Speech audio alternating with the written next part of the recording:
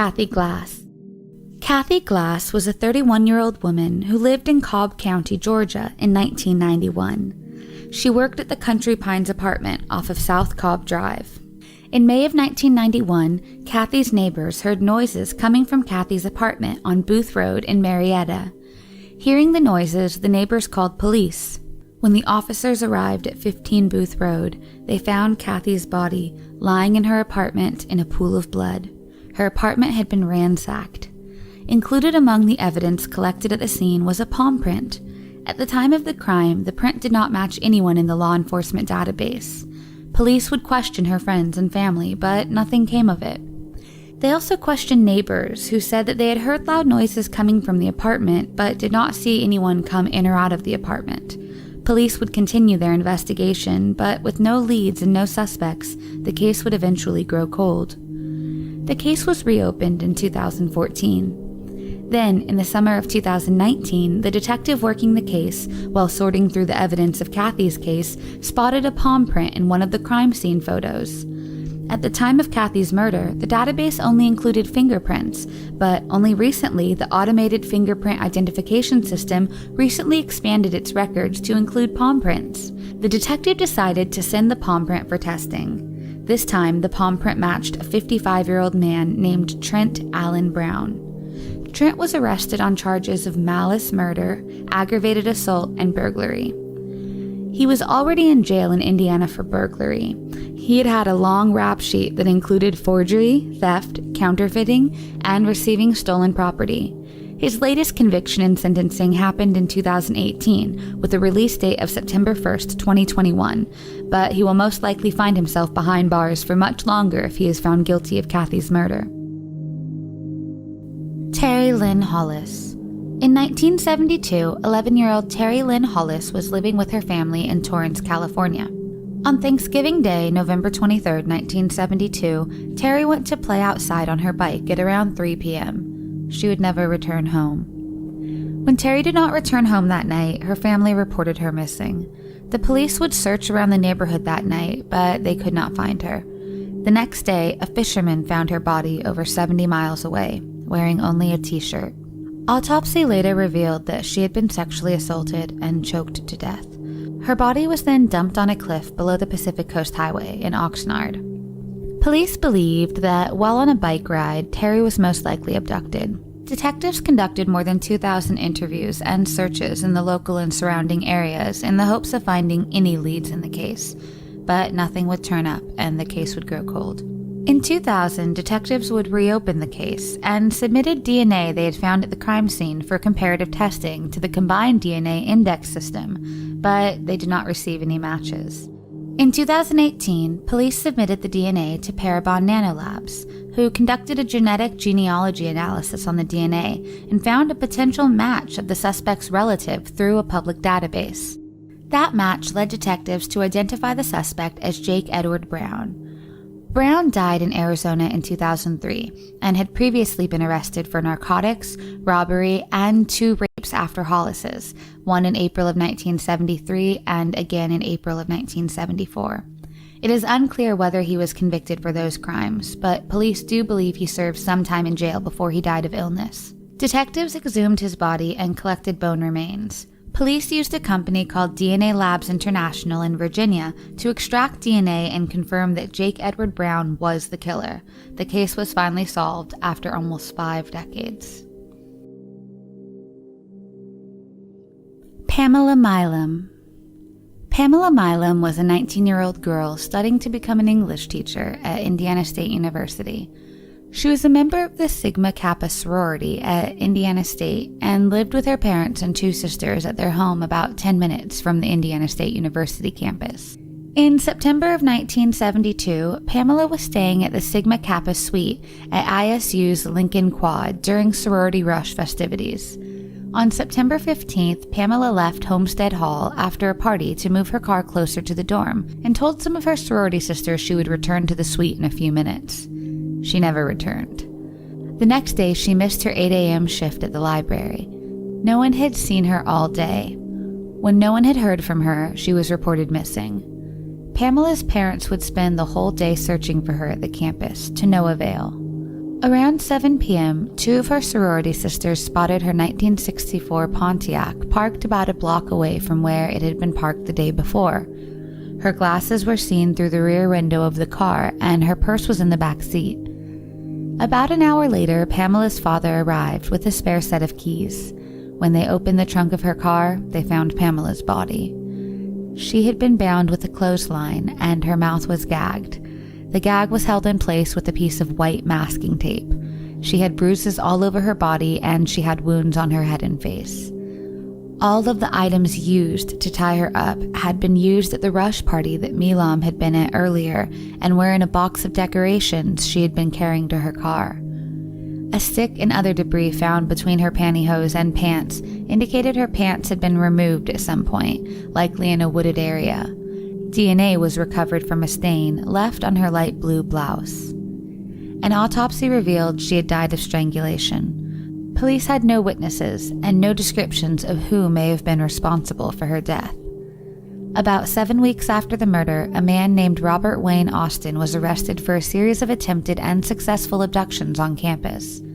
Police said Austin would sexually assault the students and then return them to campus. Austin would eventually be convicted of rape, sodomy, and kidnapping and sentenced to life in prison. He denied having any involvement in Pamela's murder, however, and police were never able to find any clues that linked him to her murder. With no leads and no suspects, the case would go cold. In 2001, the Indiana State Police Lab analyzed the stain found on Pamela's blouse. Austin's DNA did not match the stain on the blouse. A fingerprint found on the door of Pamela's car also did not match Austin. The fingerprint was entered in the automated finger identification system, but did not receive a match. In 2008, Terre Haute Police Chief Sean Keane reopened the case. The clothesline used to bind Pamela helped to establish a partial DNA profile. Then, in 2018, a DNA sample was sent to Parabon Nanolabs in hopes of finding a potential suspect. The result came back with a potential family that the DNA might have come from. The family was investigated and further DNA samples were analyzed, and Jeffrey Lynn Hand was identified as the killer. DNA samples from Jeffrey's widow and his 2 sons helped link him to the stain found on Pamela's blouse. Jeffrey was 23 years old at the time of Pamela's murder.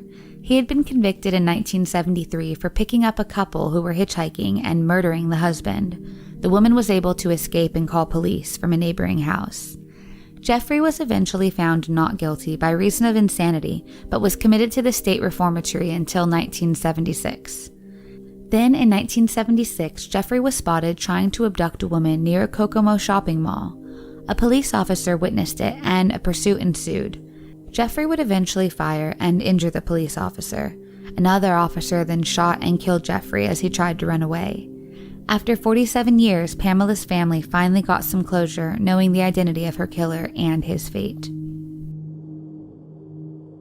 Denise Sharon Klub. Denise Sharon Klub was a 27-year-old woman who lived in Pennsylvania. In October 1991, she would move in with her boyfriend, Theodore Dill Donahue, but just 2 weeks later, she would move out. Sometime after October 19, 1991, Denise would go missing. No one would report her missing. Then, on October 12, 1991, about a month later, her badly decomposed body would be found. Denise was discovered in a wooded, undeveloped cul-de-sac. She was found wearing only a sweater, but 2 pairs of pants, a t-shirt, jacket, and 1 pale yellow sock were discovered on top of the body. Because of the decomposition, the autopsy by a Delaware County medical examiner listed the manner of death as undetermined and unnatural, and the cause of death as probable asphyxiation. Her boyfriend, Theodore, was questioned, and he said he had last seen Denise on October 18, 1991, when the pair had bought and used crack cocaine together. He said that shortly after, a man had robbed them at knife point. He told authorities that Denise ran to get help, and he never saw her again. Denise's family members told police that they had last seen Denise on October 19th at a funeral. Denise's sister said that Denise had gotten into a fight with Theodore outside of the bar where she worked on October 19th. This was the last time she was seen alive. On the day Denise's body was discovered, Theodore returned all the clothes she had left behind at his apartment to her family before the family was notified of her death. During his interview with the police, Theodore admitted that his nickname was Ted Bundy. He was considered a strong suspect in the case, and police searched his apartment days later. During their search, they discovered a yellow sock that appeared to match the one found at the crime scene. At the time, Theodore insisted he had no knowledge or involvement in Denise's death. Eventually, the case would grow cold. The case would be reopened in 2015, and Theodore was re-interviewed. He admitted to police that he had lied in his original story, and he did see Denise outside the bar on October 19th. Phone records indicated that Theodore and Denise had spoken before they met on that day at the bar. Over the next few years, the police interviewed Theodore's family and friends. They would discover that Theodore had stayed at a motel that was just over a mile from the crime scene several times a year, and that he shared details about the crime scene that no one but the perpetrator and the police would know. During his interview in 1991, Theodore had asked police if Denise had been strangled, and he would call them twice more in 1991 to inquire about how she died. Authorities would never tell Theodore how she died, and no media accounts reported the cause of her death. In an interview, Lisa Campbell, who worked with Theodore at a restaurant in the 1990s, said that he had told her he had once had a roommate who died on the couch and that he was questioned by police about the death. Quote, "I found it odd. He acted like he got away with something," end quote. Another acquaintance, Amber Booth, who had been a roommate of Donahue's in 2012 when they worked at Golden Crust Pizza, reported that Donahue told her one day he had just returned from visiting a spot in the woods where a former girlfriend's body had been found. He said that the woman's name was Denise and that she was found face down, naked, with her legs spread, something that was never released to the public. Investigators then took another look at the sock that was found with Denise's body. The sock that was found at the crime scene was lost, so police, with the help from Temple University's photography department, enhanced the details of the sock in the image. The image of the sock was found to be a perfect match with the sock found in Theodore's apartment. Theodore was finally arrested on the 3rd of September 2019 and charged with murder, abuse of a corpse, tampering with evidence, obstruction of justice, and false reports to the police. The Racine County Jane Doe. On July 21, 1999, a man and his teenage daughter were walking their dog in Raymond, Wisconsin. It had rained the previous night, and while walking, they noticed drag marks on the ground. Curious, they followed it to a cornfield where they stumbled upon the body of a deceased female. She appeared to have a broken arm, as it was sticking out at an odd angle. They alerted the local authorities, who rushed to the scene. An autopsy revealed that the woman had died from severe injuries. She had been starved, abused, and tortured for a long time before her death. She had received blunt force trauma to her head, had a broken nose, cuts on her head and on the bridge of her nose and forehead. She also suffered blunt force trauma to her chest, abdomen, wrists, hands, and fingers, and had numerous cuts all over her body. She had also been sexually assaulted. She had burns on more than 25% of her body, on her head, face, neck, arms, and upper torso. Her death was ruled to be the result of multiple homicidal injuries. She was estimated to be between the ages of 18 and 35 years old and was most likely cognitively disabled. As it had rained the previous night, very little evidence of the perpetrator was found at the crime scene. When she was discovered, she was wearing a men's gray country shirt with embroidered red flowers on the front and snap buttons. She was also wearing black sweatpants and did not have shoes or socks on her. Over 50 people attended her funeral on October 27, 1999, after her autopsy. She was interred at Holy Family Cemetery in Caledonia, Wisconsin. Her gravestone read, "Daughter, Jane Doe," along with the dates of discovery and burial, with the phrase, "Gone but not forgotten." Detectives traveled to various homeless shelters throughout Wisconsin and spoke to pediatric and dental offices throughout the country. They also contacted agencies that worked with disabled children in hopes of finding any leads, but to no avail. Multiple facial reconstructions were created and distributed to the public in hopes of someone recognizing her. For 20 years, the Jane Doe, who came to be known as Racine County Jane Doe, or Crystal Ray, would remain unidentified. On October 16, 2013, her body was exhumed and her remains were sent to the Milwaukee County Medical Examiner for chemical isotope testing. The test measures the natural variations in a body and helps determine where a person has spent significant time throughout their life. On October 20, 2016, it was announced that the chemical isotope testing performed by the Smithsonian on a sample of her hair and bone suggests that she may have originally been from or spent several years of her life in Alaska, Montana, or portions of southern Canada. Then, in September 2019, the Racine County Police received a tip from someone that a local woman was telling people that she had killed a woman back when she lived in Illinois in the 90s. The suspect would be identified as a 64-year-old nurse named Linda Sue LaRoche.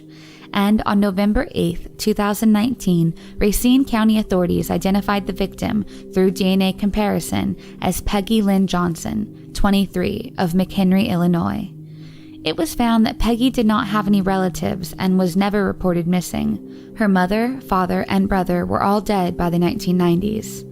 In the 90s, Peggy was about 18 years old, cognitively impaired and on her own when she went searching for help at a medical clinic in McHenry, Illinois. There she would meet a registered nurse, Linda LaRoche. Linda claimed that she had experience and was aware of the teenager's condition and took her into her home. According to Linda's children, she had taken Peggy in to work as a nanny and housekeeper in exchange for a place to live. Her children told police that her mother would physically, verbally, and emotionally abuse Peggy. Linda had allegedly once stabbed Peggy in the head with a pitchfork. When not working, Peggy was forced to live in the crawl space under the house.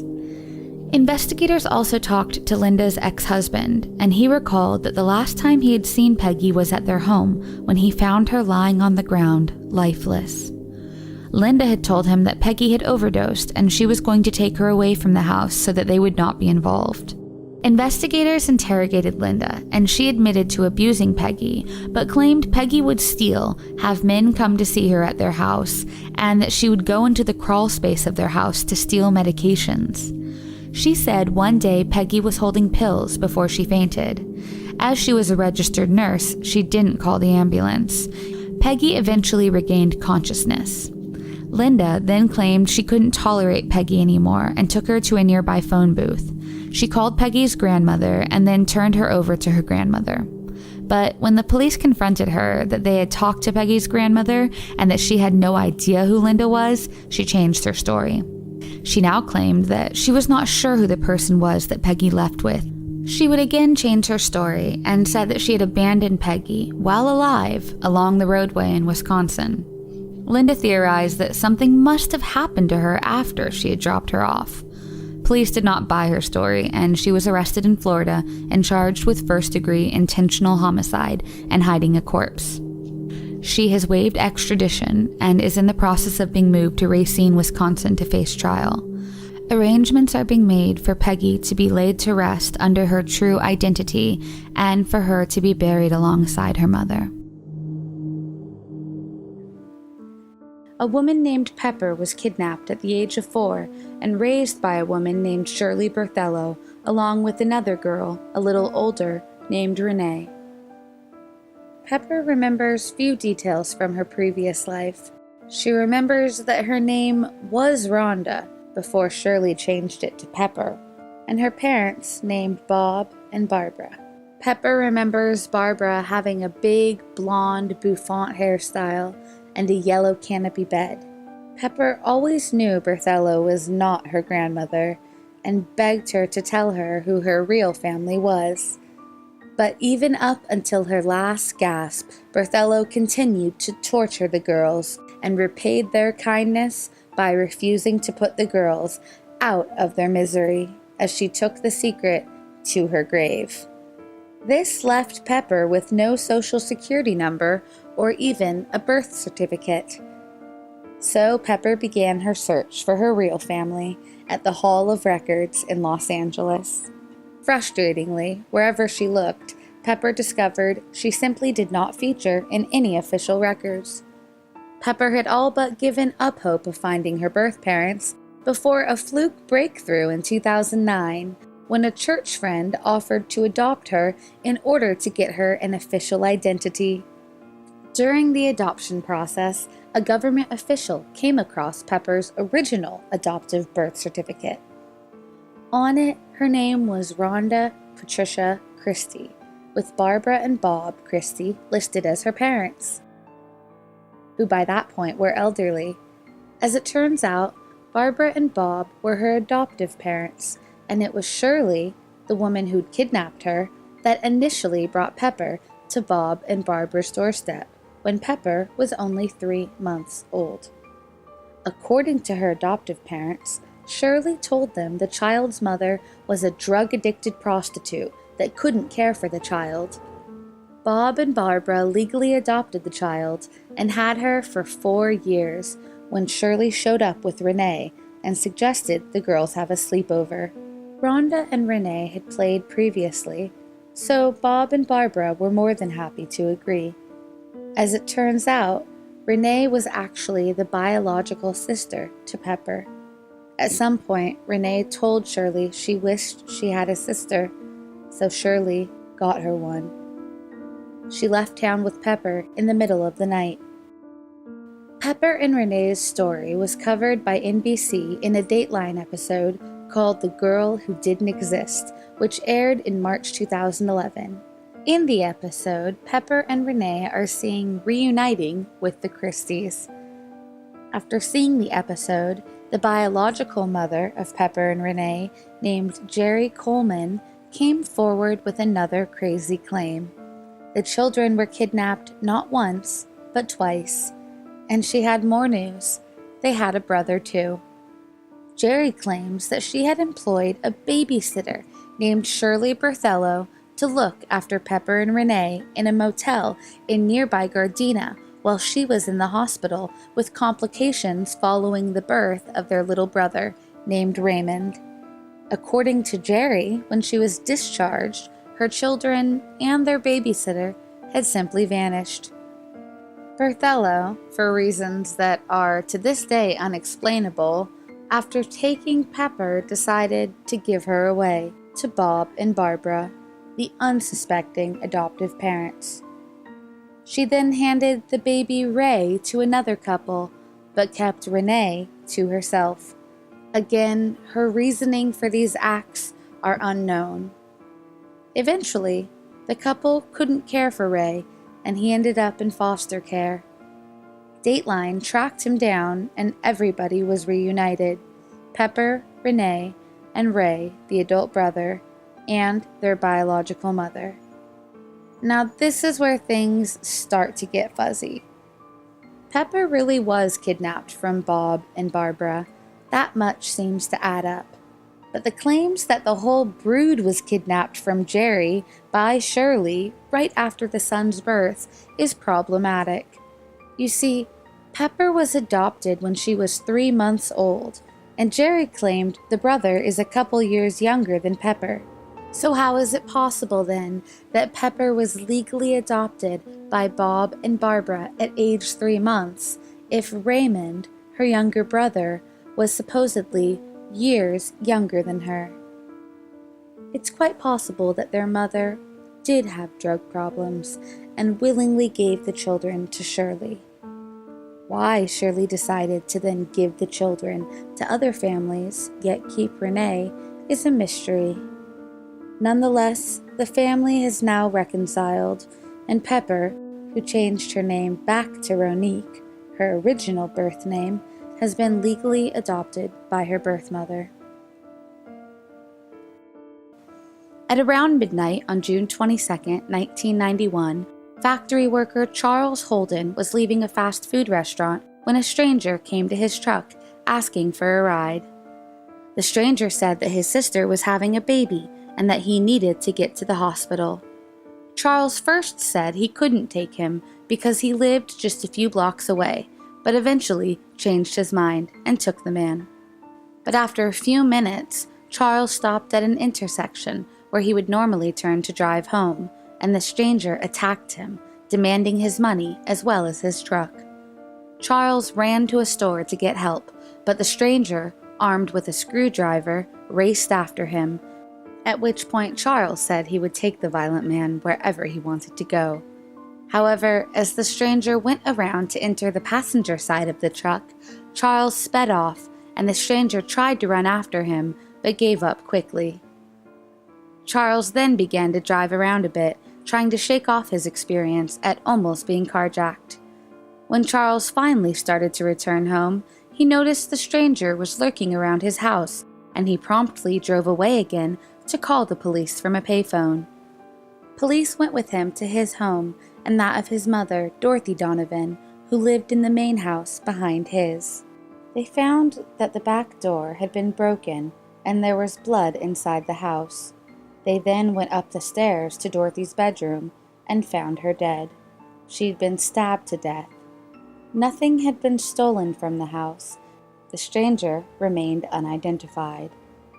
At first, the police suspected Charles of the murder, given the complexity of the crime, but they soon found witnesses at the fast food restaurant who corroborated the story of the stranger asking for a ride. They also found a bloody palm print on a banister and DNA evidence that did not match Charles. He was cleared. The stranger was described as being in his late 20s or early 30s, 5'8" with a slender build and pockmarked complexion. He was also described as having worn plastic-framed glasses with oversized lenses. Authorities believed that he may have been on drugs at the time of the murder. In February of 2006, DNA evidence at the scene, along with the bloody palm print on the banister, identified Dorothy's killer as Gilbert E. Cannon of Delmar, Maryland, who was arrested and charged with first-degree murder. Gilbert Cannon told authorities that he was on drugs at the time of the murder and was looking for a place to stay. Furthermore, the killer said he chose Dorothy's house because it was the first one he could find that didn't have any lights on, and not because of any connection to the man he had just attempted to carjack. He pled guilty to the murder and was sentenced to life in prison without the possibility of parole.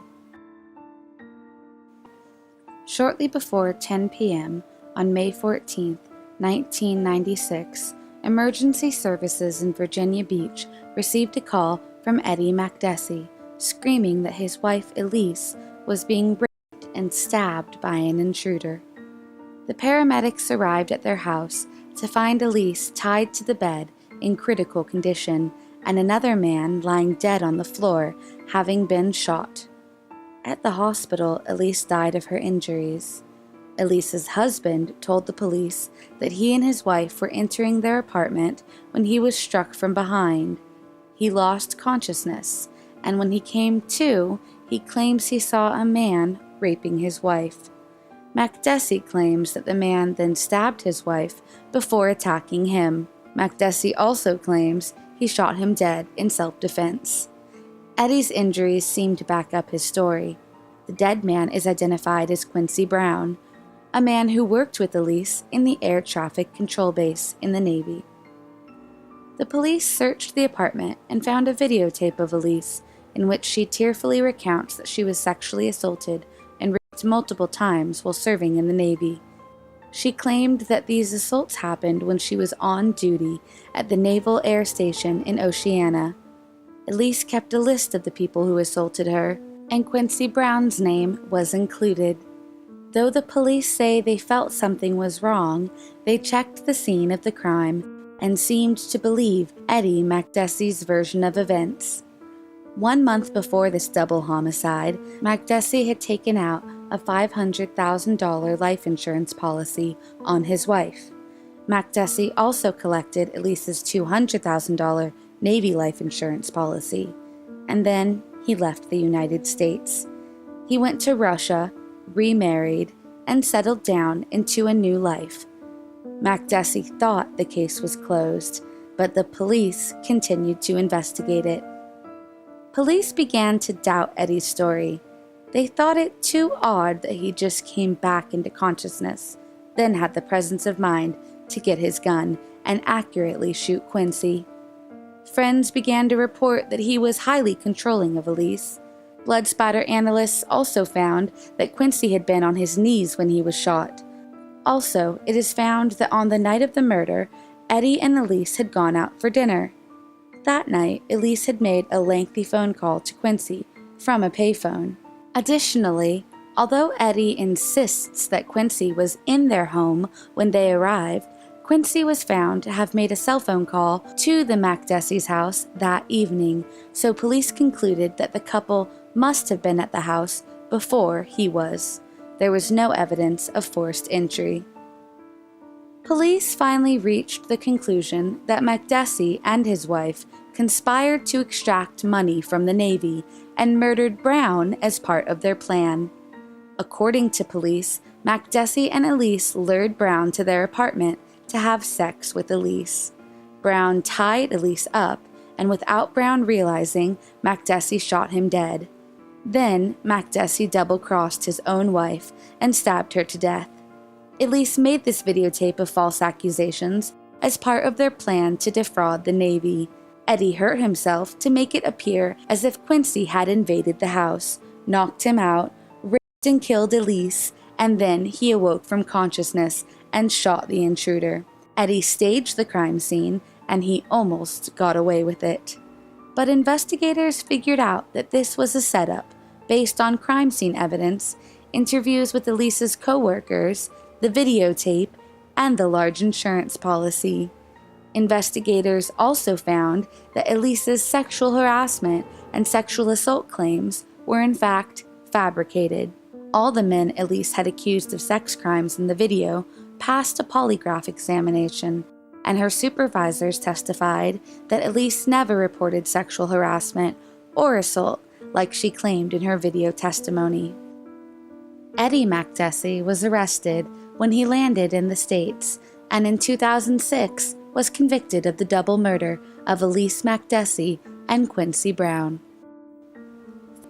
On July 23, 1991, construction workers found what looked to be a normal cooler, the kind people use to carry food, ice, and cold drinks for camping or picnicking.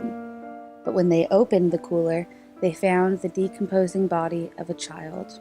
The child would go unrecognized for 22 years, though her headstone bore the name Baby Hope.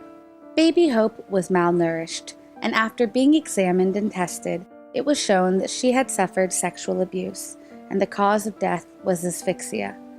No claims of missing children had been filed, and her body was so badly decomposed that it was hard to make out her facial features. Baby Hope was naked, except for a hair tie with yellow baubles attached to it. Over a week before the discovery, a witness had seen a Hispanic couple walking alongside the parkway with a cooler. Since the child's identity was unknown, authorities appealed to the public for information. Police made every effort to find out who this little angel was, and their attempts failed. Baby Hope was buried 2 years later, with the police of the 34th Precinct coming together to raise the money to give her a proper burial. Baby Hope was wearing a white communion dress when she was buried, and her gravestone bore the name she had been given by those who seemed to have cared about her more than anyone who actually knew her. Complete strangers gave her a headstone with the inscription, "Because we care." During the summer of 2013, the Baby Hope case was reopened and republicized. Shortly thereafter, authorities received information leading them to a woman named Margarita Castillo, who claimed that her 4-year-old daughter, Angelica, had gone missing 2 decades earlier. According to Margarita, Angelica's father had taken off with the child in 1991, but she was never reported missing. DNA samples extracted from Baby Hope's body were compared with Margarita's DNA, and they proved to be the perfect match. In October, the investigation led to Margarita's cousin, Conrado Juarez, a 52-year-old dishwasher from Manhattan. After being questioned by police, Juarez confessed to sexually abusing Angelica before smothering her to death. With the help of one of his sisters, he then placed the child's body in a cooler and left it alongside the parkway. Juarez was indicted for the murder and is currently awaiting trial. After 22 years, Baby Hope was finally laid to rest under her real name, Angelica Castillo. One of the most mysterious amnesia cases of all time involved an individual known as Benjamin Kyle. On August 31st, 2004, at 5 a.m., a beaten, naked man was found unconscious behind the dumpster of a Burger King. The man had no driver's license, wallet, or any other identification. After waking up at the hospital from being unconscious, the hospital staff asked for his name. He could not remember his name or his social security number. The man had suffered from cataracts on both eyes, which he was able to operate 9 months after a charity raised the money. Upon seeing himself in the mirror, he was surprised to see that he was 20 years older than he thought he was. Doctors determined that he was suffering from retrograde amnesia. He took the name Benjamin Kyle due to it having the same initials as the Burger King that he was found at, and he believed Benjamin might be his first name. He was certain that he had lived in Indianapolis, Indiana, and in Boulder, Colorado. He had memories of a state fair in Indianapolis, a cemetery, and the downtown area as it had looked years before. He also remembered the University of Colorado library and a specific seat that he sat in, and a restaurant he frequently visited. Benjamin spent many years between shelters and hospitals. With no identification or social security number, he was unable to obtain legal employment or a place to stay. He was the only person on the missing database that was not missing. In 2007, he was diagnosed with dissociative amnesia, which he had suffered from since 2004. Benjamin was featured in Dr. Phil and Jeff Probst, and even on a segment of News4Jax. In 2011, he caught a big break when he was asked to be featured in a short documentary called Finding Benjamin. The purpose of the documentary was meant to help his situation from a legal standpoint and perhaps even help find his family. Despite many efforts to get the word out, nobody came forward.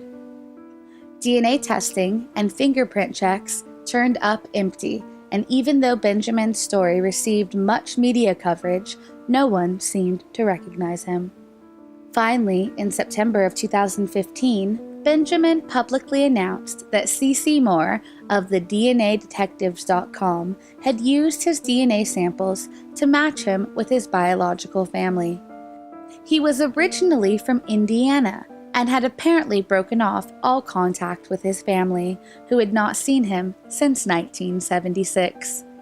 The former Benjamin Kyle has since tracked down his original birth certificate and social security records and has used them to obtain a new identification card under his real name. He did not release any further details at this time for privacy reasons. On November 21st, 2016, Benjamin Kyle's true name was revealed to be William Burgess Powell. It was also reported that he had found his family. The case of Benjamin Kyle was finally solved after 11 years. Paulette Jaster.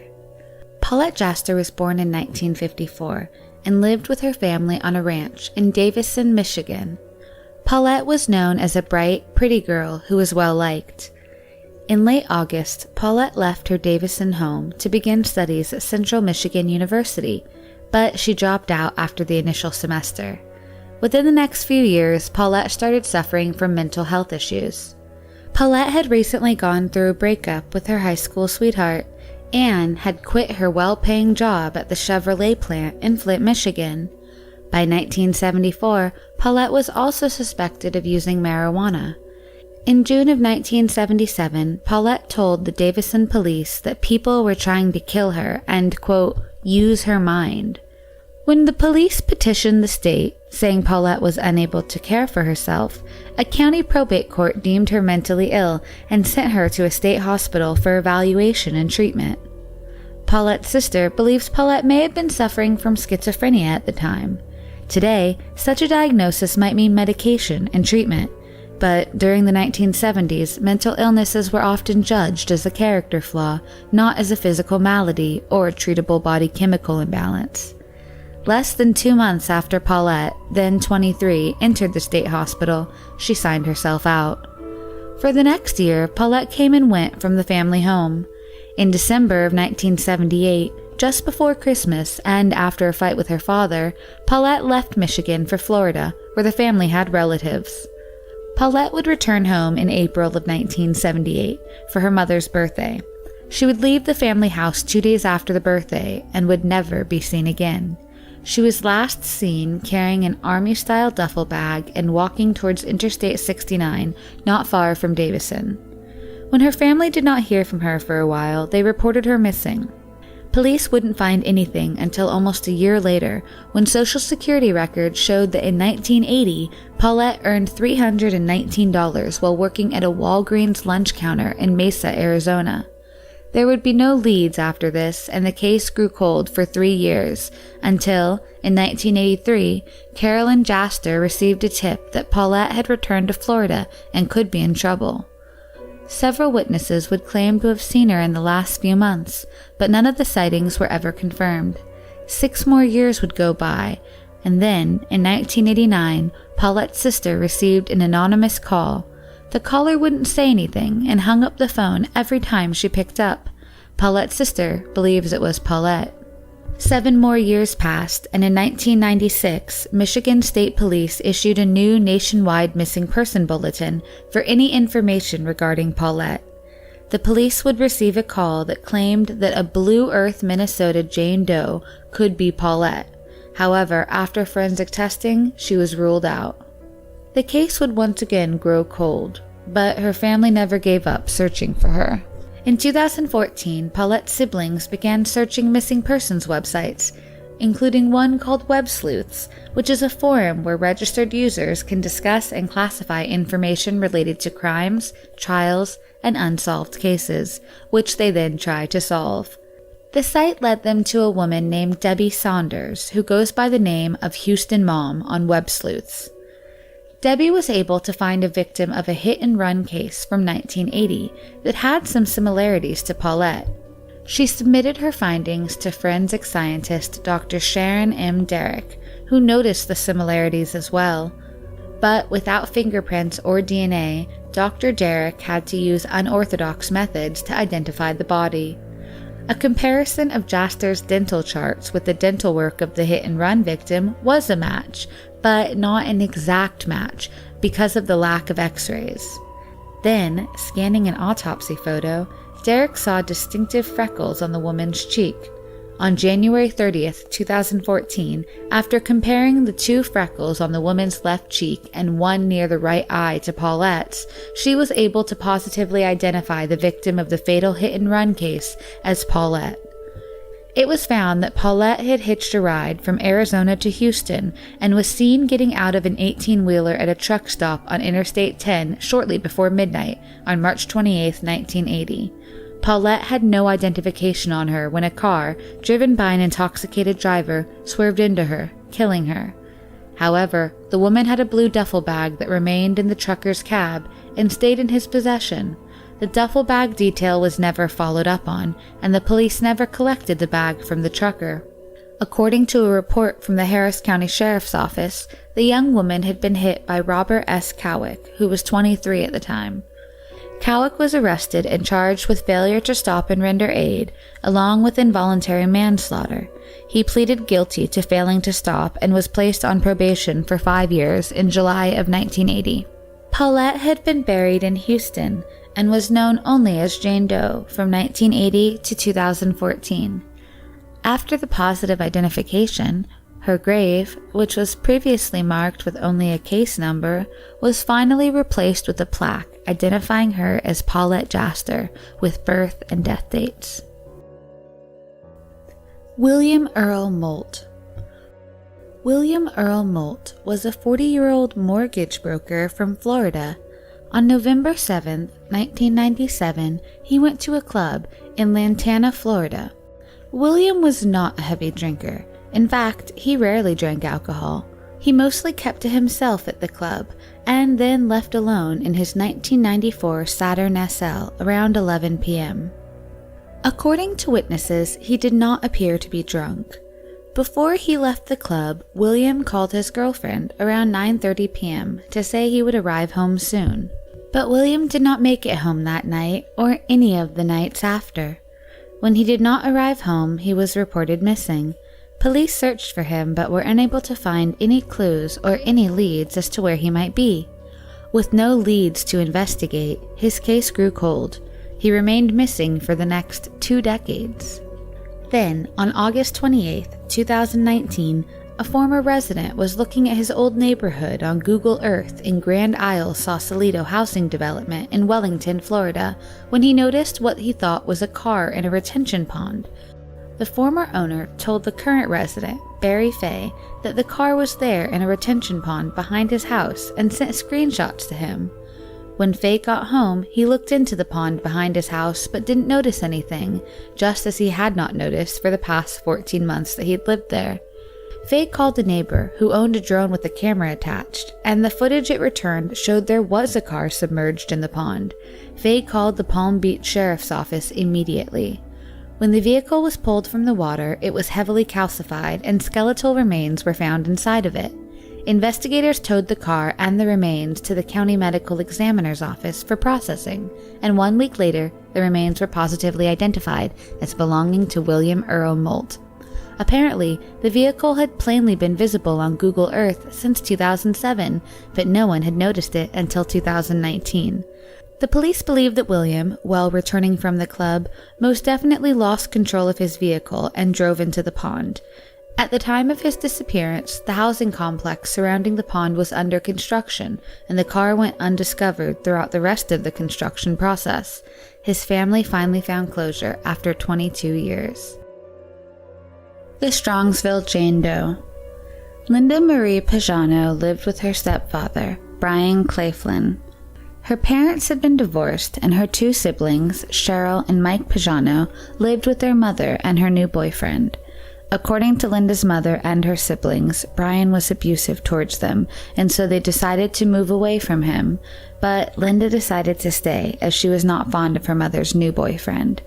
According to Cheryl and Mike, Brian was abusive towards them, but wasn't abusive towards Linda, and both got along well. On August 31st, Linda took her Mustang with her boyfriend to Cleveland to attend a World Series of Rock concert at the old stadium. She would not arrive home that night. When she came home the early morning, Brian and Linda got into a fight and he kicked her out of the house. Linda was never seen again. The next day, Brian called Linda's mother at their home in a Springfield mobile park and told her that he was looking for Linda. After calling their friends and family to no avail, they notified police. Police treated the case as if Linda had run away from home. Her family, however, kept searching. On February 5, 1975, 3 boys found skeletal remains along the bank of the Rocky River in Strongsville, which currently is known as Mill of Stream Run Reservation. There was no physical evidence at the scene. An autopsy later revealed the remains were that of a white female in her late teens or early 20s. The unknown woman died from a gunshot wound to the head. The case was classified as a homicide. Mike Pajano heard a TV news report about the woman found in Strongsville and wondered if it was his sister. He immediately called police in the Cleveland suburb. A woman answered the phone. Mike said that I gave her a description, told her the name and how long Linda had been missing, and she said, "Oh no, this girl is a little older and probably a little taller. Oh no, that's not your sister." And that was the last of it. Years would go by with no news about Linda, and both cases would grow cold. Weeks turned to months, months turned to years, years turned to decades.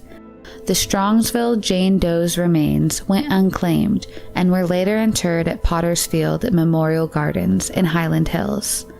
Then, in 2015, 22-year-old amateur sleuth and genealogy researcher Christina Skates was looking at the Highland Park Cemetery records for one of her ancestors.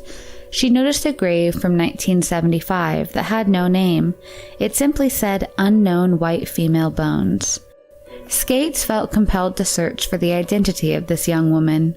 She began to search at her local library and found the newspaper clipping about the murder of the Strongsville Jane Doe.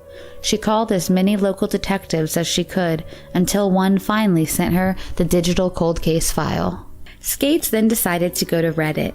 She posted all her findings and case information on a subreddit called R Unresolved Mysteries under the username Call Me Ice.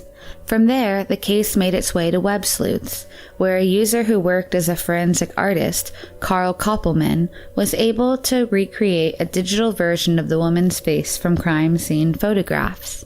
Koppelman's unique skills in facial recreation have earned him respect in the criminal investigation community. The young woman was never listed in any public databases like NamUs or the Doe Network for unknown reasons. Skates then contacted the Cuyahoga County Medical Examiner's Office about the case. Days later, the case was entered into NamUs, a federal database for missing and unidentified persons. In December of 2016, as soon as the case was entered into NamUs, the Akron police and its cold case detectives quickly made a potential link. They attempted to use dental records to identify the Strongsville Jane Doe with Linda Pagano, but were unsuccessful. Authorities then exhumed the skeletal remains in October of 2017 with the assistance of the University of Akron, which provided magnetic and electronic surveying equipment to help map out the unmarked graves. Bone samples from the exhumed remains, in addition to DNA samples from Mike and Cheryl Pagano, were sent for DNA testing. On June 29, 2018, the DNA revealed that the remains belonged to Linda Pagano. Police are now trying to determine who killed Linda Pagano. The only person to be named a person of interest in Linda Pagano's disappearance was Brian Claflin, but he died in 1990 and no suspects have been publicly identified since. Grateful Doe. On June 26, 1995, 21-year-old student Michael Eric Hager, who was traveling from Fairfax, Virginia to his mother's home in Inman, South Carolina, picked up a 19-year-old hitchhiker with shaggy blonde hair in his Volkswagen van in Virginia. At some point during the drive, Michael fell asleep at the wheel. At 1:30 p.m., Michael's van veered off and crashed into a pair of trees on U.S. Route 58 West in Greensville County, Virginia. Both of them suffered head injuries and died immediately. Michael was identified, but the unknown hitchhiker carried no ID, which made it impossible to identify him. It has been suggested that Michael may have agreed to transport the hitchhiker because of their similar styles of dress, as they both appeared to be fans of the Grateful Dead. Amongst the hitchhiker's belongings, he had a lighter, a few coins, and 2 scalped ticket stubs to a Grateful Dead concert. The concert took place at RFK Stadium in Washington, D.C. One ticket was for June 24, 1994, and another for June 25, 1995. A note was also found near his body, which read, "Jason, sorry we had to go. See you around. Call me. Carolyn T. and Carolyn O." The note had a phone number with a 914 prefix, but no area code. The number turned out to be a dead end for the police. Since he had no identification, the hitchhiker was deemed Grateful Doe. Fingerprint analysis was also unsuccessful. Due to the severity of lacerations on the hitchhiker's face, mortuary photographs could not be released to the public, although a facial reconstruction was later released. In 2012, another facial reconstruction was created by the National Center for Missing and Exploited Children. Days turned to months, and months turned to years, and eventually the case grew cold. Then, 20 years later, across the world in Queensland, Australia, Redditor Layla Betts started getting into unsolved mysteries. She stumbled across the Grateful Doe case where 2 men were killed in a car crash. One man was identified, but the other wasn't. Immediately, Betts, otherwise known as Reddit user Zombie Gray, was drawn to his story. In January 2015, under the username Grey Metal, Layla published a post to Imager titled, "Do you recognize me? I have been without my name for nearly 20 years," in hopes of finding any information about the young man. She also created the Reddit community R Grateful Doe in order to keep track of any possible leads in the case. Thousands of people joined in, and she spent several hours a day moderating the community, replying to comments, contacting law enforcement, and posting updates. Soon she got a message in her Reddit inbox from a guy named Steve. Steve said he recognized the guy in the composite sketches. He thought it looked like one of his old roommates from Illinois, a man named Jason. He only knew him by his first name. The man described Jason as a young, free, hippie surfer. At the time, Jason was working at the local McDonald's and discussed subjects like atheism and hallucinogens. And, much like the deceased hitchhiker, Jason was a major deadhead.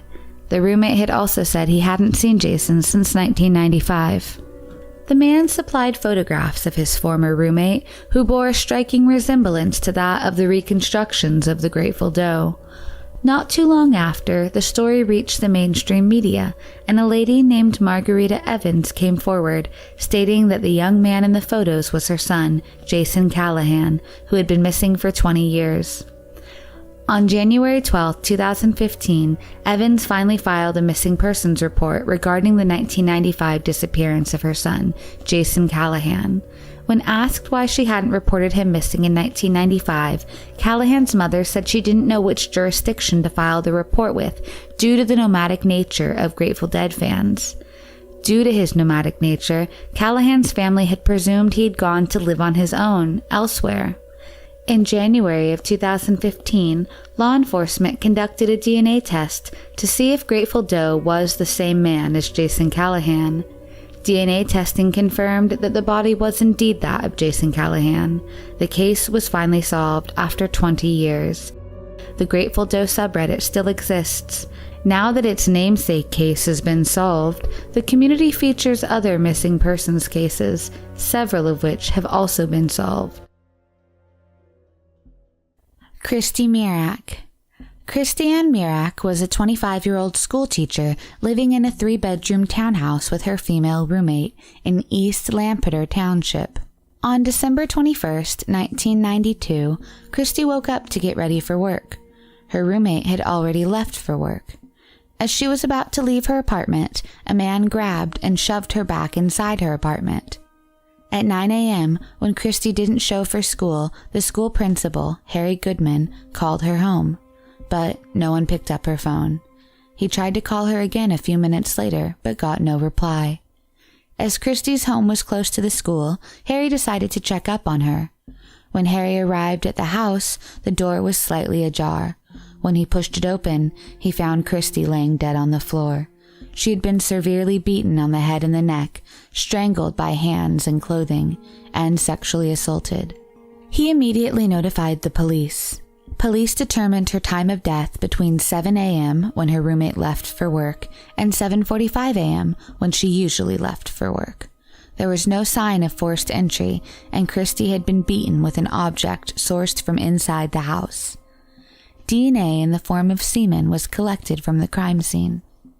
Investigators said Mirack either knew her killer or opened the door expecting to see someone else. There was suspicion around a man, 20 years her senior and married, who had showed up at the elementary school with flowers for her the day after she was killed, and told school officials he didn't know she had died. He turned out to be Christy Mirack's secret boyfriend, but was also later cleared. In the years following Christy's murder, little progress was made in the search for her killer. A description of the suspect was released to the public. Police said they were looking for a man seen parking a medium-sized car across the street from Mirack's home and walking towards her home. They described him as a muscular white male driving a white car, a 1993 Dodge Shadow convertible, a 1999 Dodge Daytona ES, or a Toyota. However, no new leads were found. The police interviewed over 1,500 different suspects but found no leads. About 60 men were eliminated as suspects using forensic testing. 25 years after the case went cold, in March of 2017, police decided to send the semen samples found at the crime scene to Parabon Nano Labs, a company specializing in DNA phenotyping, which is a technology used to predict an individual's appearance based on their DNA sequence. By November of 2017, Parabon had produced approximate images of what Christy's killer would have looked like at ages 25, 45, and 55. According to the laboratory findings, the killer was likely 3/4 Caucasian and 1/4 Latino, with fair skin and brown or hazel eyes and brown or black hair. The sketch was circulated in Lancaster County, but the police could not find any clues regarding the killer. Then, in 2018, Parabon submitted the DNA sequence recovered from the crime scene to the database GED Match, which compares DNA sequences to find possible relatives and ancestors of an individual. In May of 2018, Parabon notified investigators that they had found a highly significant match to the DNA sequence on the GED Match database. The individual whose DNA matched was likely to be a relative of Christy Mirack's killer.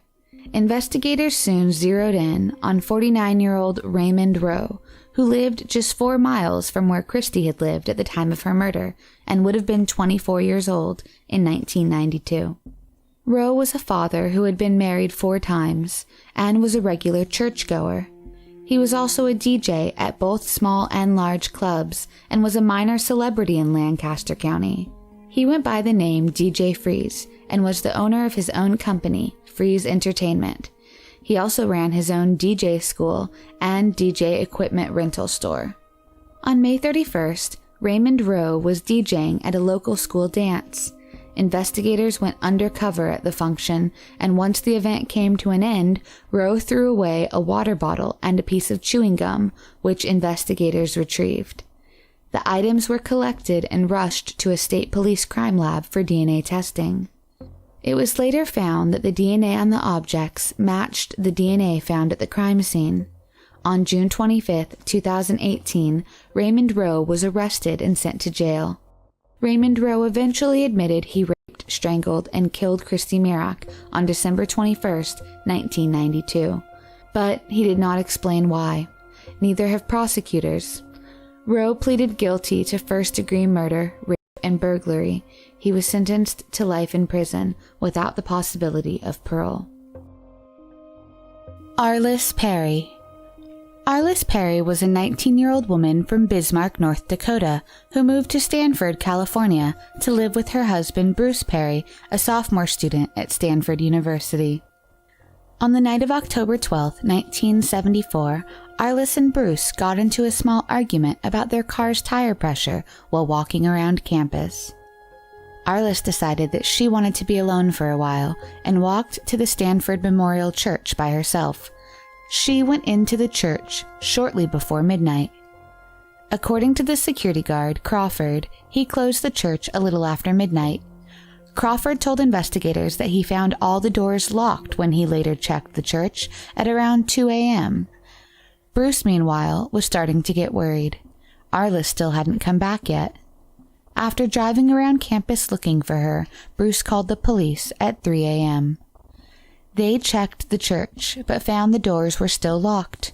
At around 5:45 a.m., when Crawford came to open the church, he saw that the door on the west side of the church was open.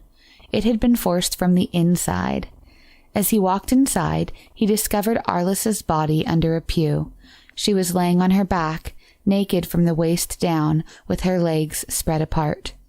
Her trousers had been removed and reportedly laid on top of her legs in reverse to the way that they'd normally be worn. She hadn't been raped, but she had been sexually assaulted with a candlestick. Another candlestick was pushed in between her breasts. Her death was caused by blows to the back of her head with an ice pick, which was found lodged into her skull.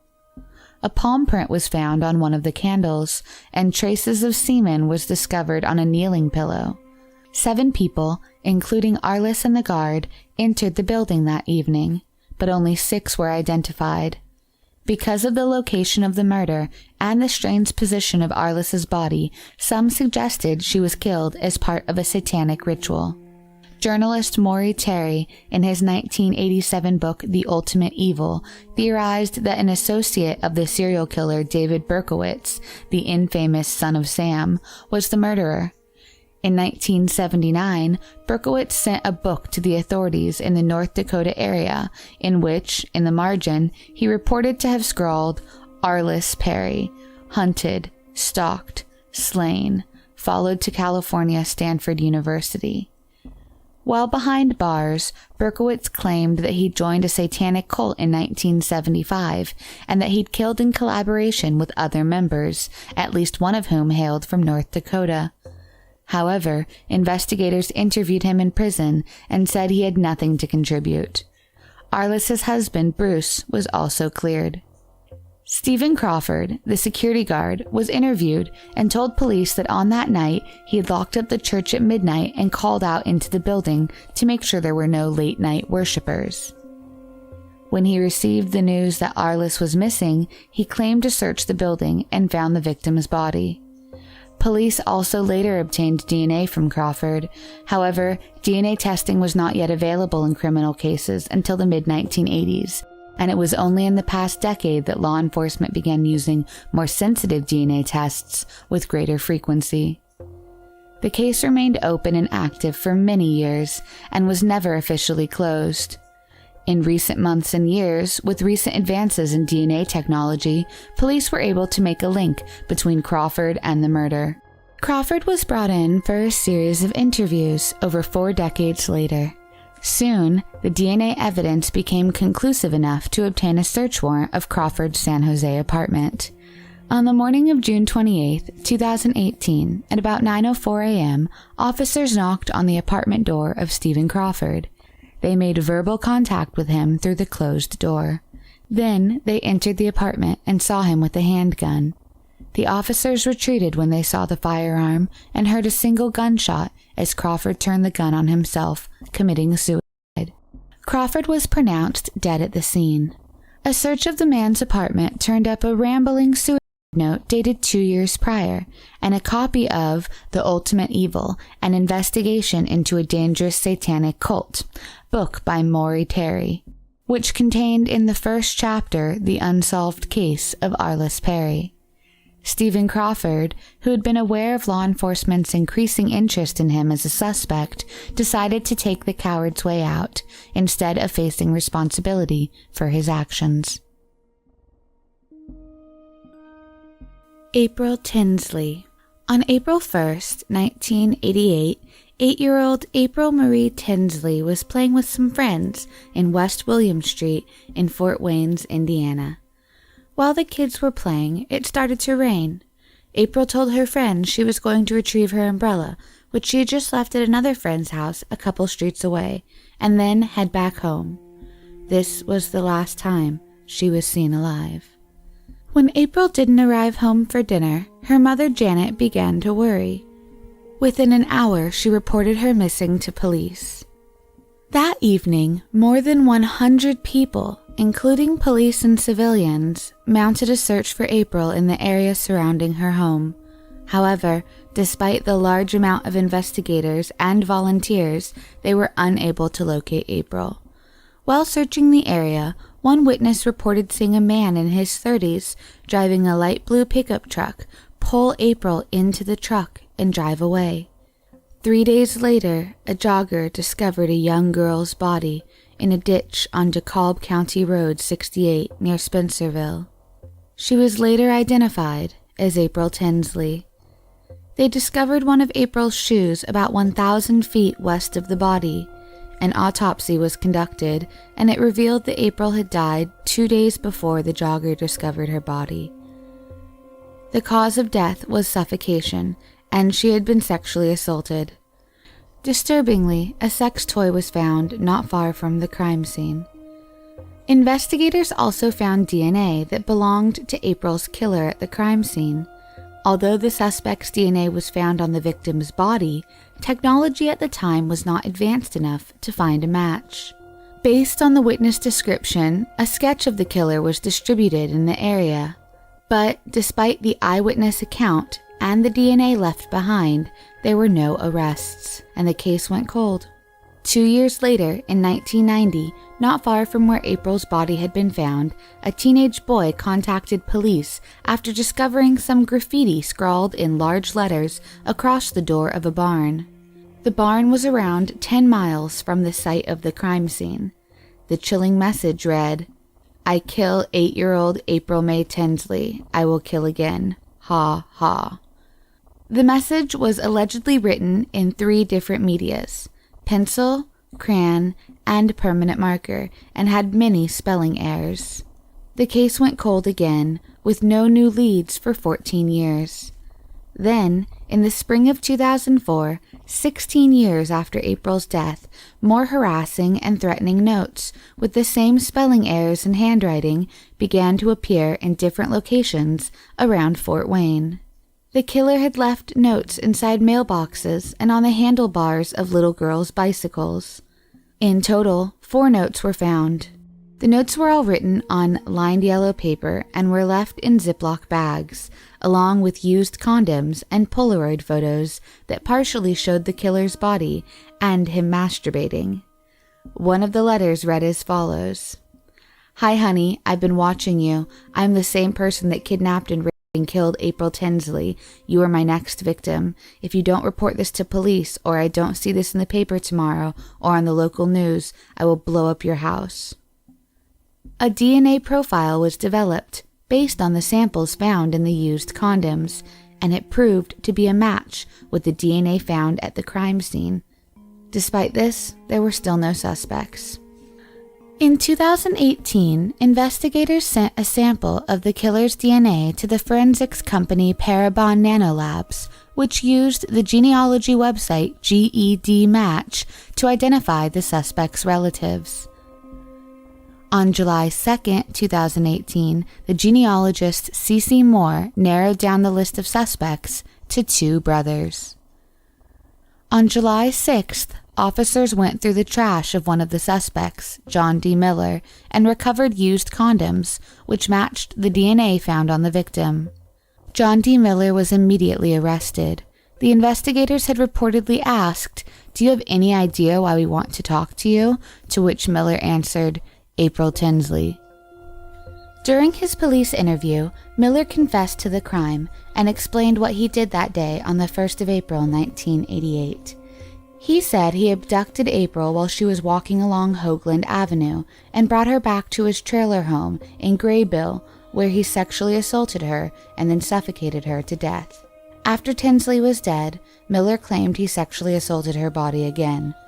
The next morning, he drove to DeKalb County Road 68 and dumped her body into a ditch. The next day, he did not see any reports about the body in the news.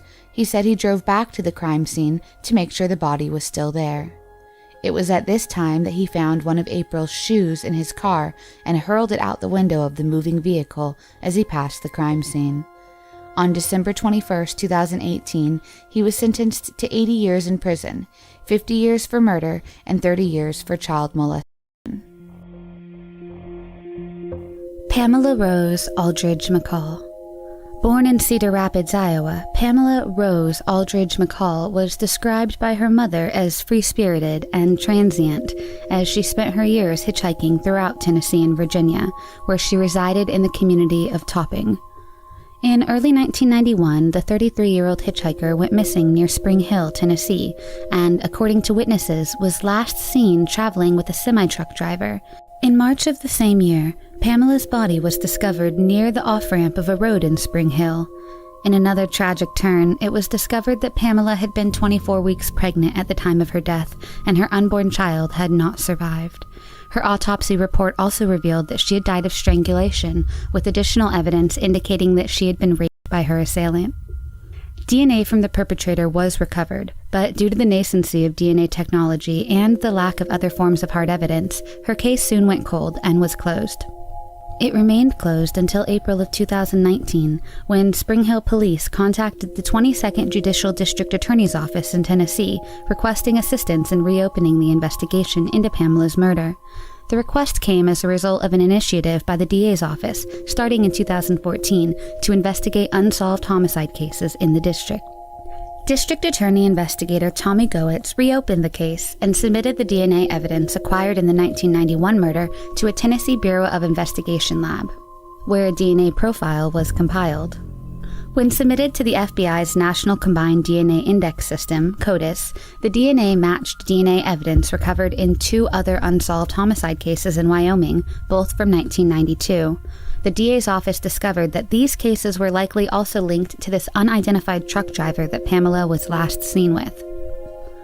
With the assistance of the Wyoming detectives and a host of federal agents, Tennessee investigators narrowed their search to Clark Perry Baldwin, a 59-year-old former truck driver living in Waterloo, Iowa. Baldwin's DNA matched the DNA evidence recovered from all 3 crime scenes, and Baldwin was arrested in May of 2020, charged with 2 counts of first-degree murder, 1 for Pamela and 1 for her unborn child. He is currently pending extradition to Tennessee, where he will face trial. He is also expected to be charged with 2 additional counts of murder for his involvement in the Wyoming cases. Baldwin's indictment is not only a victory for prosecutors and Pamela's family, but also yet another victory for the Tennessee DA's office initiative to reopen cold cases in the Spring Hill area. Since 2014, 5 unresolved homicide cases have been solved, with 3 individuals convicted on murder charges and 2 pending judgment. Margaret Peggy Beck. Peggy Beck was only 16 years old when she was sexually assaulted and strangled to death at a Girl Scout camp in 1963. A Girl Scout since she was 9, Peggy was attending a summer Girl Scout camp in Jefferson County, Colorado. She was excited to be a camp counselor for the first time, but tragedy struck on August 18, 1963, when a fellow camper found her body in her tent after she failed to show up for breakfast that morning. Her tent mate had been in the infirmary the night of the murder, leaving Peggy alone in her tent. Sometime during the period between Peggy's last appearance before turning in for the night and breakfast the next morning, the brutal rape and strangulation took place. Investigators scoured the scene and searched fervently for any leads, but with no witnesses and little evidence, the case quickly went cold.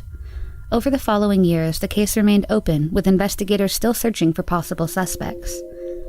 Little changed over the next 44 years after the incident. In 2007, detectives at the Jefferson County Sheriff's Office created a John Doe DNA profile from evidence collected at the crime scene and entered it into the FBI's CODIS database, the same one used to help identify the killer in the Pamela McCall case. While this initial effort to use DNA to identify a suspect failed to turn up any new leads, it set the stage for investigators to create a more comprehensive DNA profile 12 years later in 2019. With this new profile, investigators enlisted the help of a private DNA testing company, United Data Collect, to test the new profile against UDC's database. This process, genetic genealogy, involved DNA being matched to public genetic genealogy databases to find relatives of a potential suspect. In a stroke of luck, the test found matches linked to family members of the individual to which the DNA belonged. After further inquiry, James Reynold Taylor was identified as the primary suspect, with his DNA matching DNA evidence collected from the scene of the crime. Despite this breakthrough and an arrest warrant issued in April of 2020, Taylor remains at large, having fallen off public radar since his last known spotting in the Las Vegas, Nevada area in 1976. Taylor would now be 80 years old if still alive. According to investigators, Taylor was living in Edgewater, Colorado, a municipality located in Jefferson County, during the time of the murder. He was married with at least 1 child and worked as a television repairman. Little else is known about his life, whereabouts, or motivations. Nevertheless, the identification of Taylor as the presumed killer makes this the oldest known case to have ever been solved through genetic genealogy. Detectives at the Jefferson County Sheriff's Office have encouraged anyone with knowledge of Taylor to contact their office so that justice can be achieved for Peggy's murder. Karen Spencer. At approximately 10 p.m. on November 29, 1972, 7th grader Karen Spencer left her home in Fairhaven, Virginia, telling her family that she intended to borrow a book from a nearby classmate's house. Tragically, this would be the last time her family saw the 12-year-old alive. After going missing that night, the body was found 3 days later, buried under leaves in a patch of woods known to the residents of Fairhaven as Pfeiffer's Field.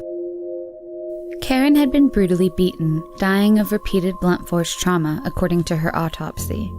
Detectives identified a few possible suspects after their preliminary investigation. Among the police department's persons of interest was 16-year-old James Jimmy Edwards. Edwards was believed to have been Karen's boyfriend at the time, though little else could be determined about the relationship between the two. Additionally, the case lacked a clear motivation for the brutal murder, and despite extensive investigation, police were unable to charge any of the suspects in Karen's death. Despite this, investigators did not give up hope and continued to search for new leads or evidence. The case was turned over to the Fairfax County Major Crimes Bureau Cold Case Squad and remained without any significant developments until the summer of 2018. In an unexpected breakthrough, 2 independent acquaintances of Jimmy Edwards, who died in 1997, came forward to police, informing detectives that Edwards had confessed to them in the early 90s that he was responsible for Karen's murder. With this new information, police redoubled their efforts to solve this case. Now, with the clear suspect identified, police worked with the public to gain as much evidence as possible to determine whether the individual accounts could be corroborated. Through additional exculpatory evidence that came to light during the second wind of the investigation, the other possible suspects in the case were ruled out. Finally, 18 months after the initial breakthrough, police announced that, as of April 2020, their investigation had yielded sufficient evidence to arrest and prosecute Edwards, had he still been alive. With this revelation, the case was officially closed, with Edwards being the presumed killer.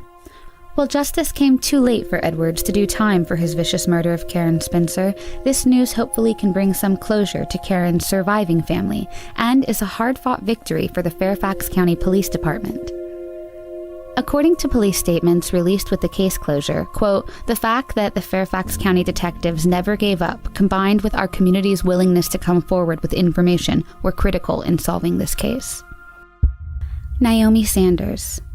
A divorced apartment manager, 57-year-old Vallejo, California resident Naomi Sanders lived with only one companion, her poodle, named Cindy. Naomi was cooking dinner on the night of February 27, 1973. Her half-cooked steak remained on the stovetop when her body was discovered by the police later that night. She had been sexually assaulted and strangled to death by an unknown assailant before her meal could even be completed. In a last act of loving obedience, Cindy was watching dutifully over her owner's body when police arrived. Investigators were worried from the beginning that this case would be difficult to solve, owing to Naomi's job as an apartment manager, a role that led her to frequently invite in prospective individuals looking for an apartment. Without any clear leads, Naomi's case quickly hit a dead end, leaving investigators with no choice but to leave her case unsolved.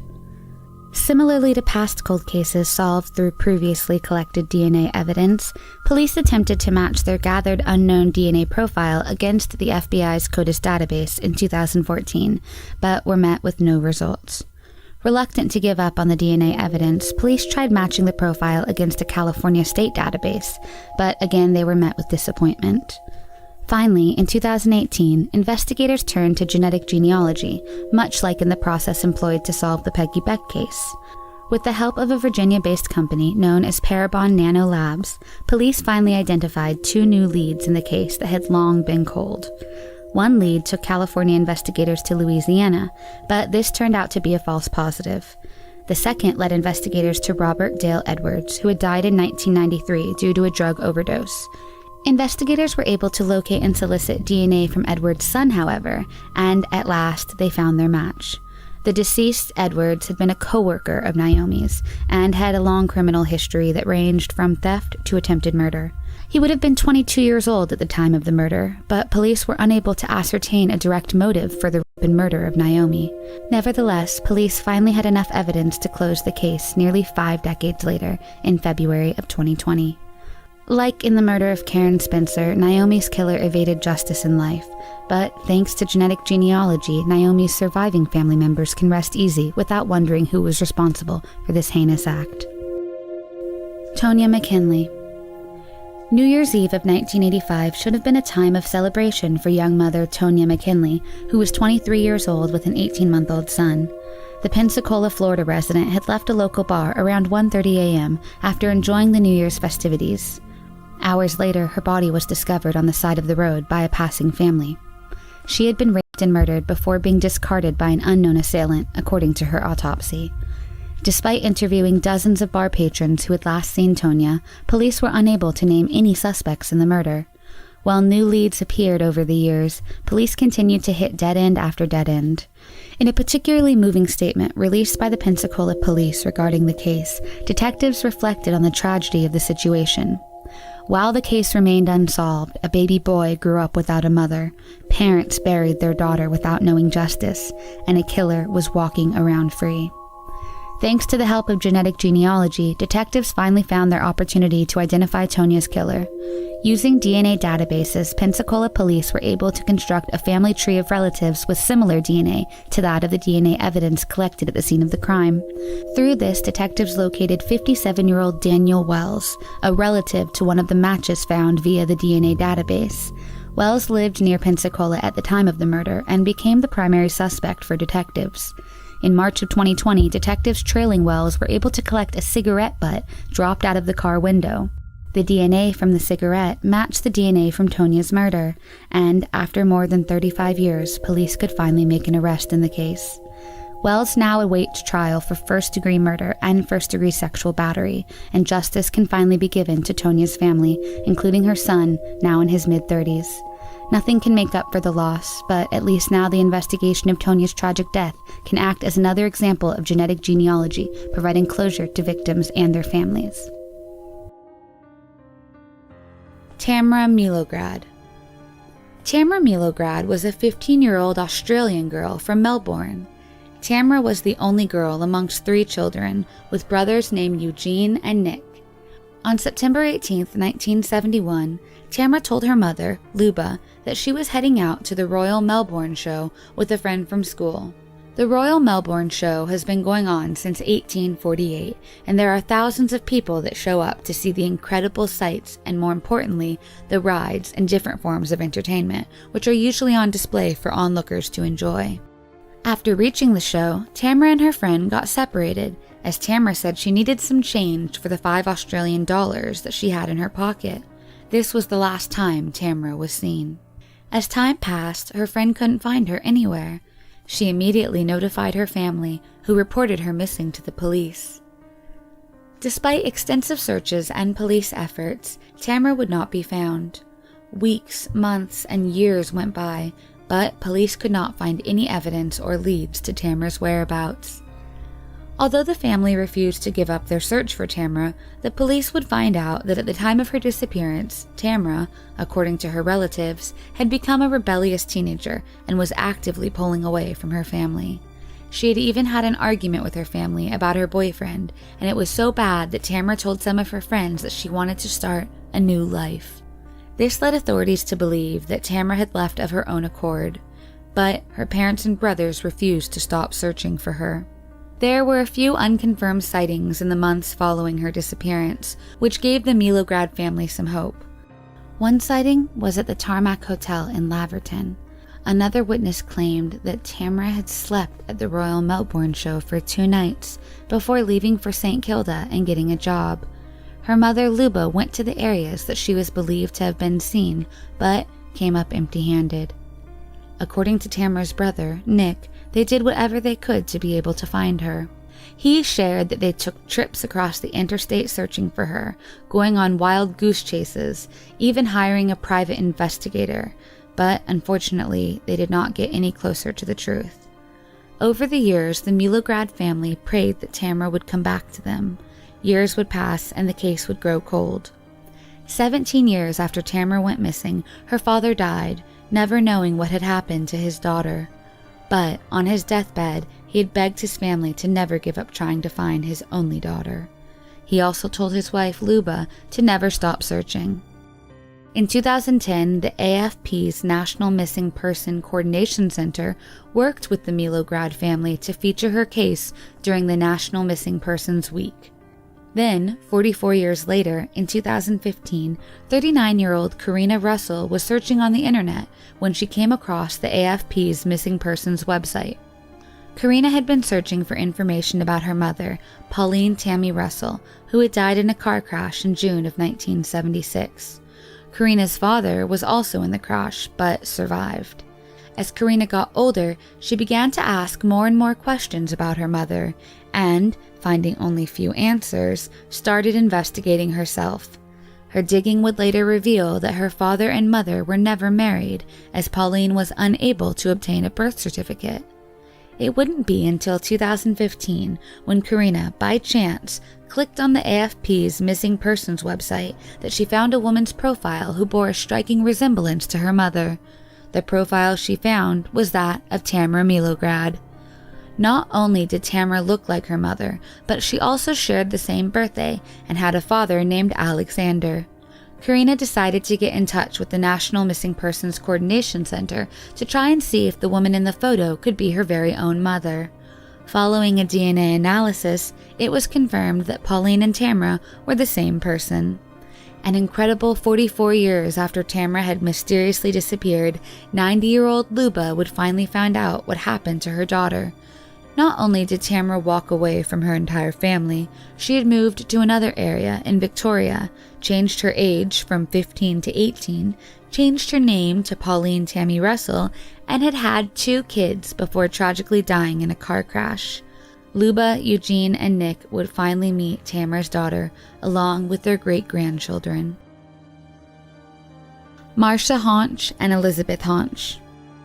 On September 28, 1995, New Britain police officers on patrol just after midnight spotted a sleeping bag behind the CT Beverage Mart in a shopping plaza on Hartford Road, just down the street from Corbin's Corner and the West Farms Mall. When they opened the sleeping bag, they found a young woman's body wrapped in the blanket and in a plastic garbage bag. She had been killed with a single gunshot wound to the back of the head. Just 1 week later, the body of another woman was found 40 miles away in Tolland State Forest in Massachusetts. She had also died from a gunshot wound. As days went by, police waited to receive a missing persons report, something that would help them identify the woman. Both victims had no identification on them, and all efforts to identify them failed. Investigators were able to lift a palm print from the plastic garbage bag that held one of the women, but unlike fingerprints, there was no database for palm prints, so the function of the print would only serve to match to an existing suspect. Detectives shared descriptions of the woman, along with photographs of their clothing, with the public, in hopes of identifying them. They reviewed missing persons cases from across North America, but they had no luck, and the case soon grew cold. In January of 2011, with the help of forensic testing, investigators were able to prove that the 2 bodies were mother and daughter. This lent to the idea that the murders were not only linked, but likely carried out by the same killer, who was still at large. Even though police were able to determine that they were mother and daughter, they still did not know their identities. In 2014, police officers in New York received a phone call from someone claiming that her relatives, Marcia and teenager Elizabeth Haunch, had gone missing 19 years earlier. The family had been looking for them without getting authorities involved. The caller told police that Marcia's husband, Robert Haunch, had told them that he, Marcia, and Elizabeth were moving to Australia to start a new life. The call prompted Massachusetts, New Britain, and New York investigators over a series of days to interview several relatives. Detectives took DNA samples from one relative to confirm a family connection to the 2 unidentified bodies. It was found that Haunch had never moved to Australia.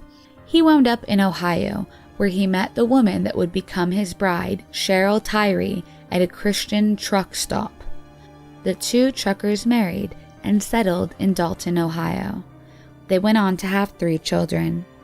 Cheryl did not want to change her last name to Haunch, so Robert changed his surname to Tyree. The name change made it difficult for Marcia's worried relatives to locate Robert Haunch through internet searches over the years. It was through Robert's brother and sister-in-law that the relatives searching for Marcia and Elizabeth finally connected with Cheryl. They communicated with Cheryl for several years. In one conversation, Cheryl conveyed that Robert had told her that he had had no other marriages, no children, was an only child, and that his parents were dead. One relative spoke to Robert in November of 2013 about Marcia and Elizabeth. He told the relative that Marcia had met another man and took off, taking Elizabeth with her. When the relative probed deeper, Robert said that he had amnesia. In 2014, after the relative contacted the police, detectives questioned Haunch, and he said that something must have happened in 1995 to make him lose touch with all of his family, but he could not remember the event. He said there were a lot of things that he could not remember since 1995. Investigators found that the palm print found at the crime scene matched Robert's. Authorities said that the examination of items found near Elizabeth Haunch's body connected him to the scene. More evidence pushed authorities to finally arrest Robert Haunch for their murders in 2014. He was found guilty and sentenced to life without parole. Esther Lucille Westenbarger was a 51-year-old woman who had just recently moved to Kokomo, Indiana from Fostoria, Ohio, to be closer to her family. She had just gotten a hefty buyout package from Chrysler and was looking to enjoy some time with her family. On November 12, 2009, she went out with some new friends at Hosier's Bar. She parked her gold 2005 Cadillac CTS, bearing Ohio personalized registration plate Ms. Esther, at the bar. She then walked to Miller's Tavern in the area. At around 1:30 a.m., she left the bar and walked on foot towards her car. This was the last time she would ever be seen. The next day, Esther had planned a surprise party for her mother, who was turning 73 on November 14th. However, when the family tried calling her, they could not reach her ahead of the party. They visited her home, but no one was there. She was eventually reported missing. Police launched a search investigation and found that her car was missing as well. The people with whom Esther was bar hopping with were questioned, but to no avail. There would be no updates or any leads in the case for 11 years. Then, on June 17, 2020, Howard County 911 Dispatch Center received a call from a local fisherman stating that they believed they saw a car covered in algae at the bottom of a retention pond. The police pulled out the car from the pond and found human remains inside. The vehicle was identified as a gold 2005 Cadillac CTS, bearing Ohio registration plates Ms. Esther. An autopsy performed by a forensic pathologist confirmed that they were the remains of Esther Lucille Westenbarger. Foul play is not suspected in her death, and it is believed that Esther had too much to drink and accidentally drove her car into the retention pond.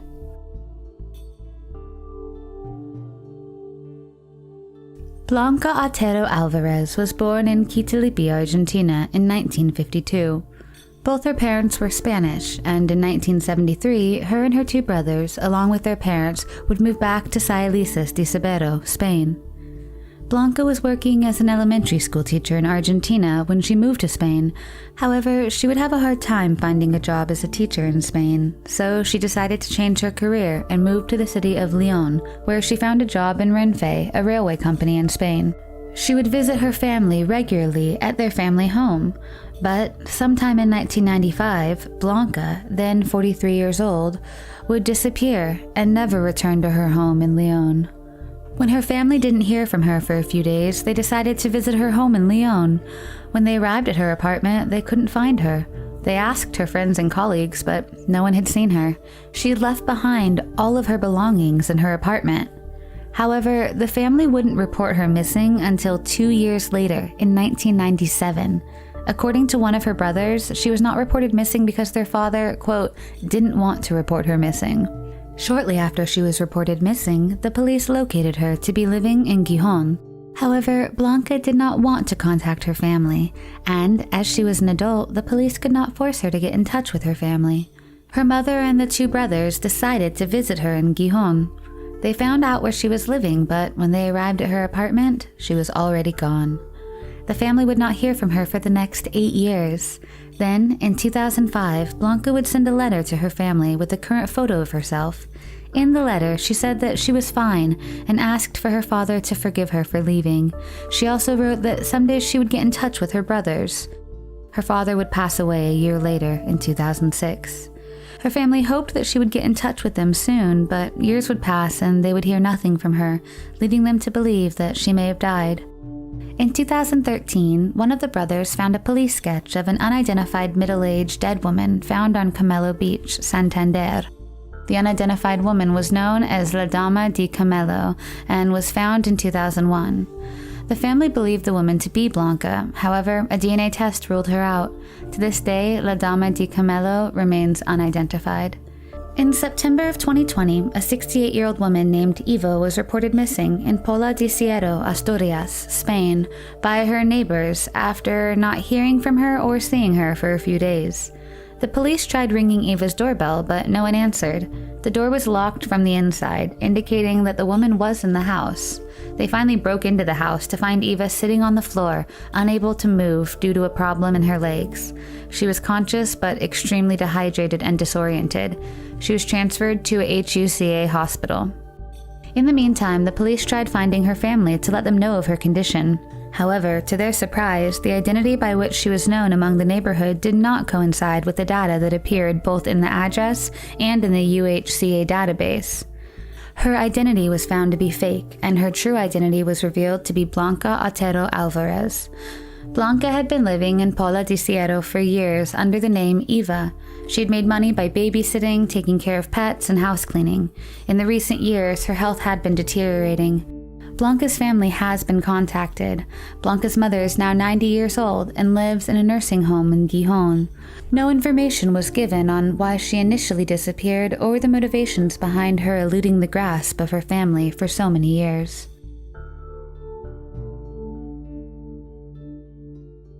Shirlene Cheryl Hammack was a young 18-year-old woman living with her parents in Thomaston, Georgia. In fall of 1981, Cheryl decided to join a touring fair to earn some money to see the country. She would call her family 3 or 4 times a week after joining the fair. One day, though, she told the family that she had met someone and was planning on moving to Texas. She said she would return at Christmas and that they should leave a gift for her under the tree. Cheryl would stop calling after that, and the family got worried when they didn't hear from her for over a week. She would never return to her family to celebrate the fabled Christmas she spoke of. A few months later, her family received Cheryl's wallet and driver's license in the mail, but with no return address. It was at this point that her mother decided to report her missing to the police. Despite the investigation into her disappearance, the family would receive no updates on her case for years. In October of 1981, the body of an unidentified woman was found beside a small dirt lane entrance to a cornfield in Dixie, Georgia. The victim was covered slightly with freshly cut branches and foliage to hide her. The police determined that she had been stabbed in the abdomen and strangled. There was no identification found at the crime scene. They determined that the victim was a young white woman, about 5 feet 2 inches tall, weighing about 105 pounds, with shoulder brown hair and hazel eyes.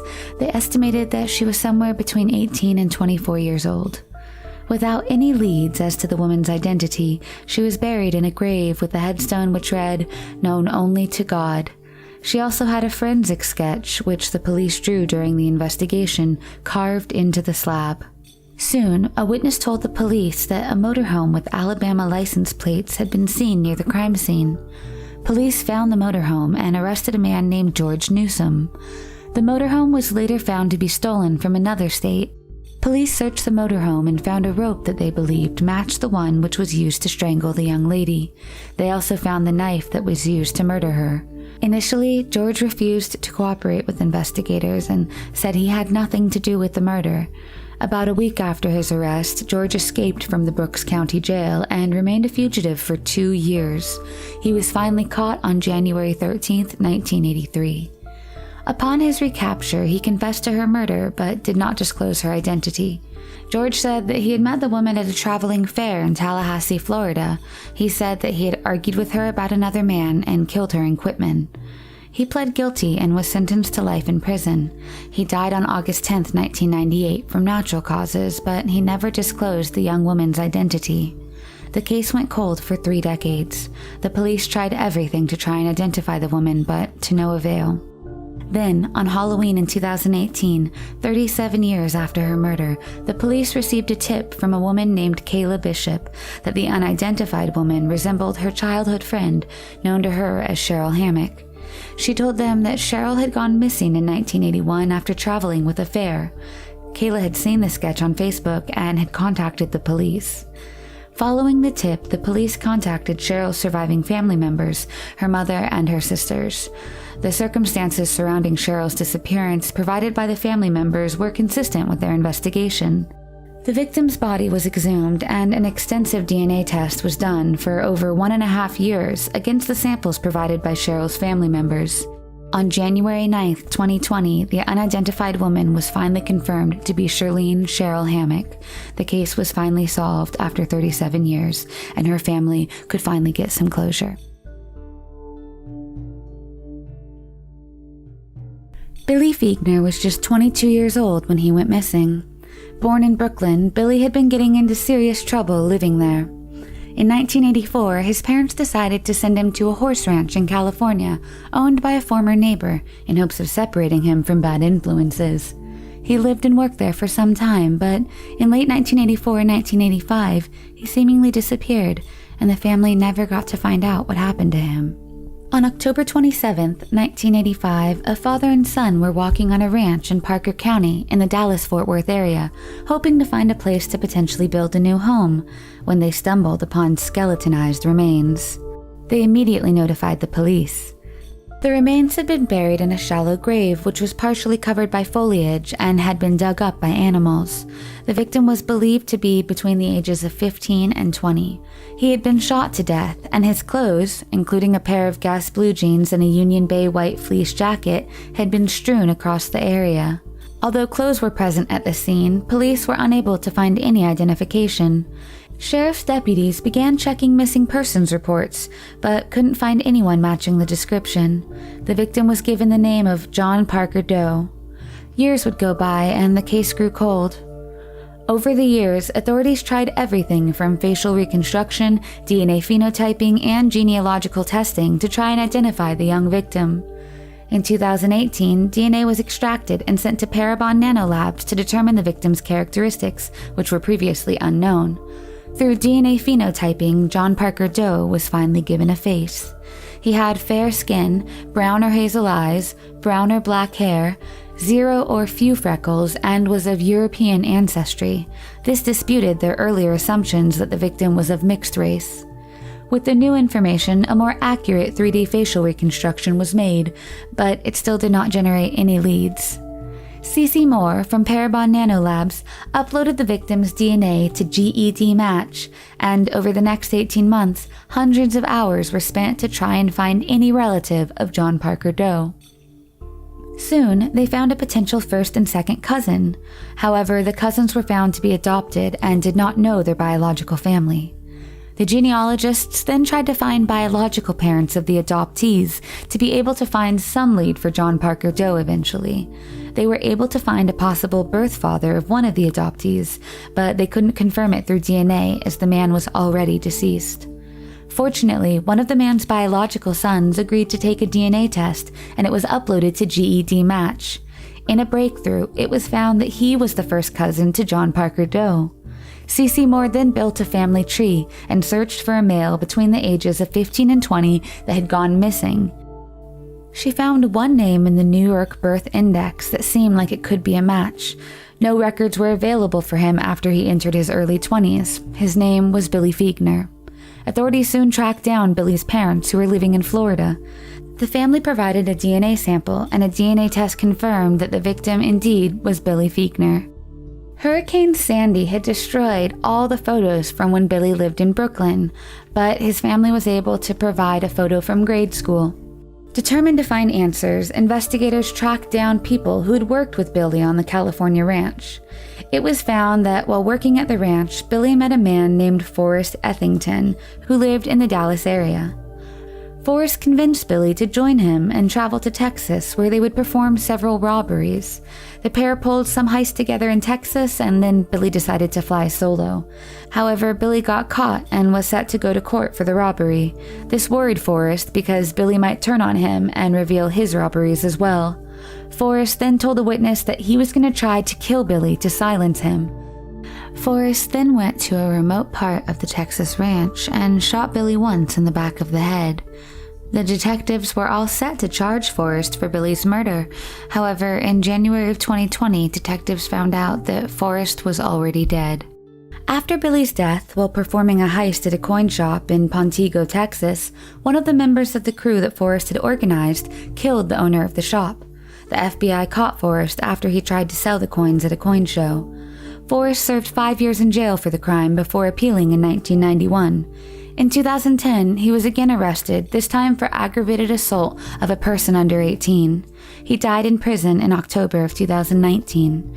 Billy's disappearance and his murder was finally solved after 35 years, and although his family did not get the justice they so wanted, they got the closure they deserved.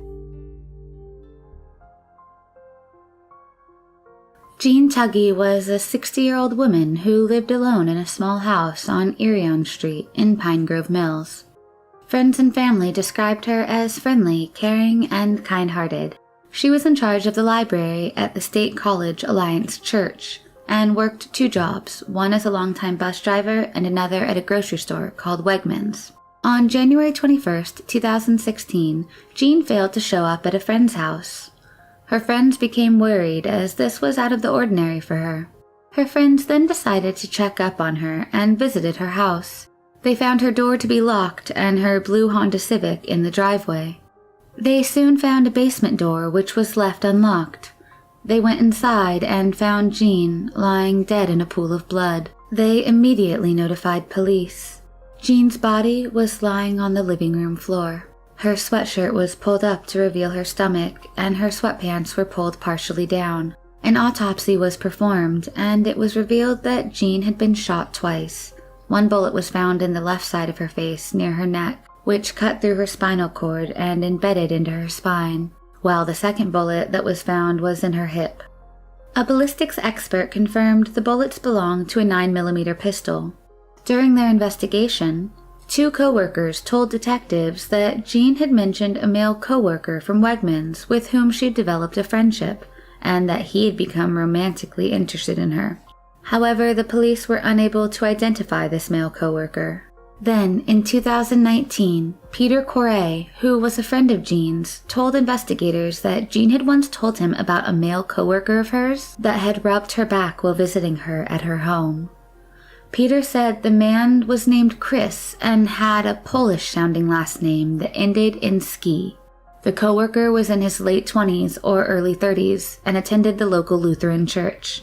The investigators were soon able to identify the male coworker as 34-year-old Christopher Kowalski through information from a church he attended, internet searches, and address records.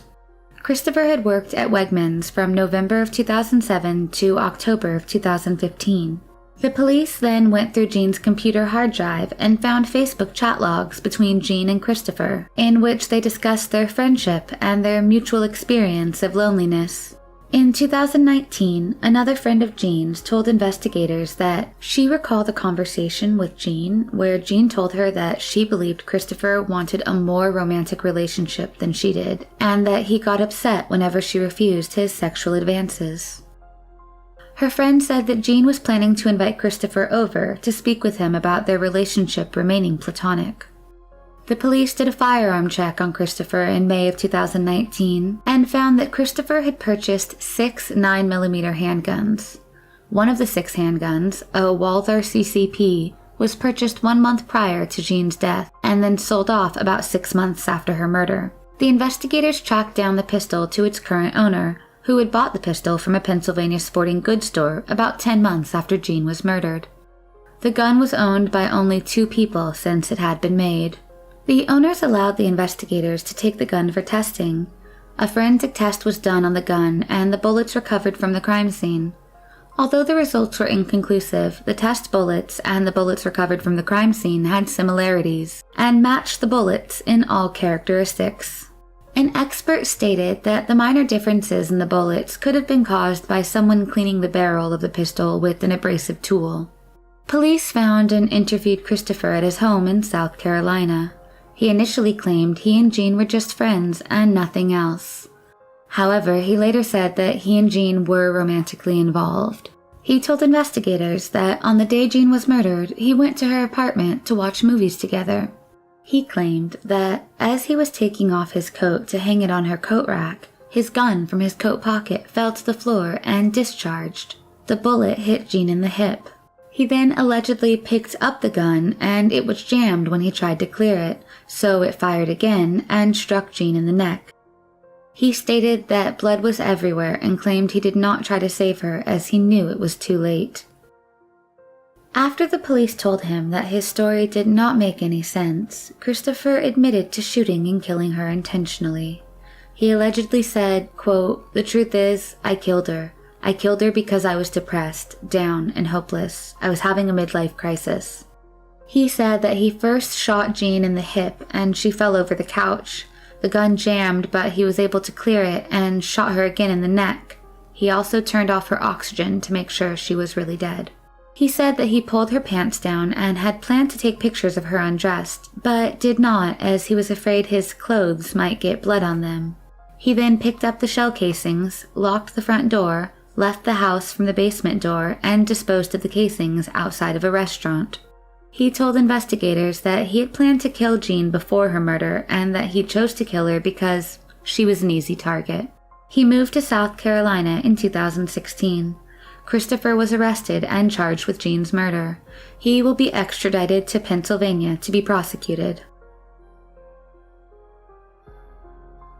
Felicia Howard was a 21-year-old woman who lived with her 4-year-old daughter, Denisha, in their second-floor apartment at 3804 Washington Street in Gary, Indiana.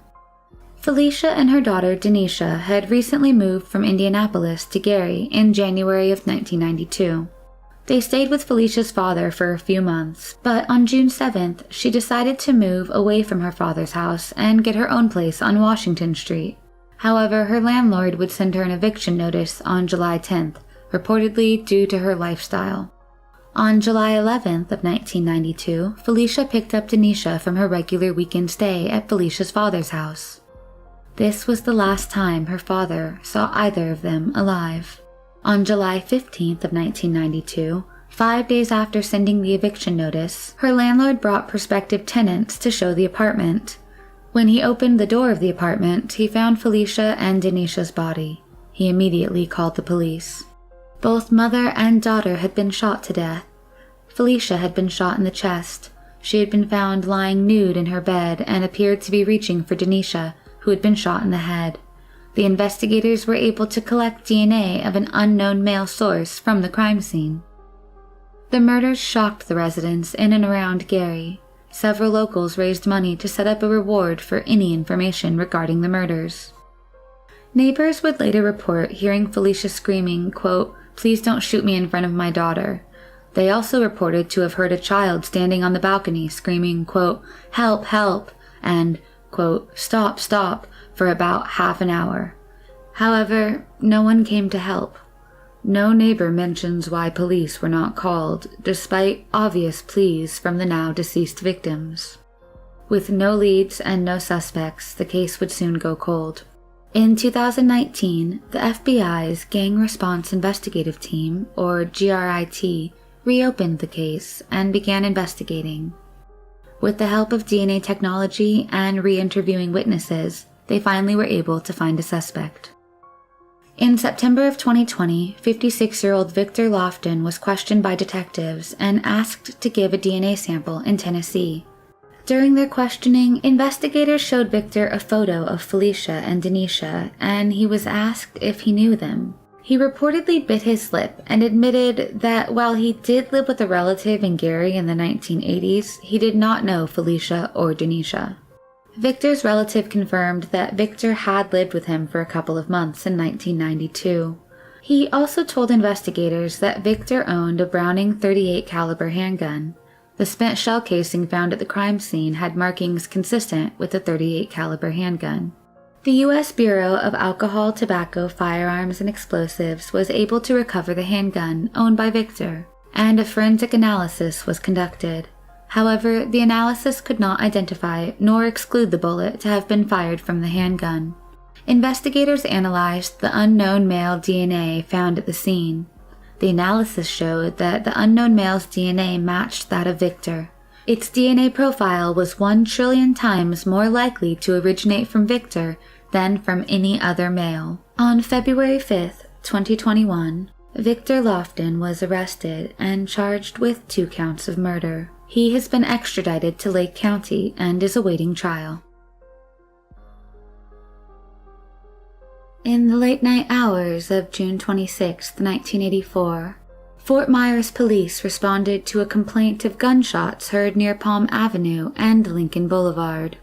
Lying on the ground at the side of the road at 2831 Lincoln Boulevard was Claretha Coco Gibbs, who was bleeding profusely from a single gunshot wound to the abdomen.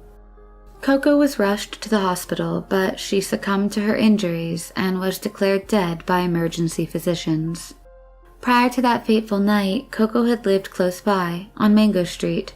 Born in Tampa, Florida, Coco moved to Fort Myers from Houston, Texas in 1979. At only 31 years old, Coco had had a rough life.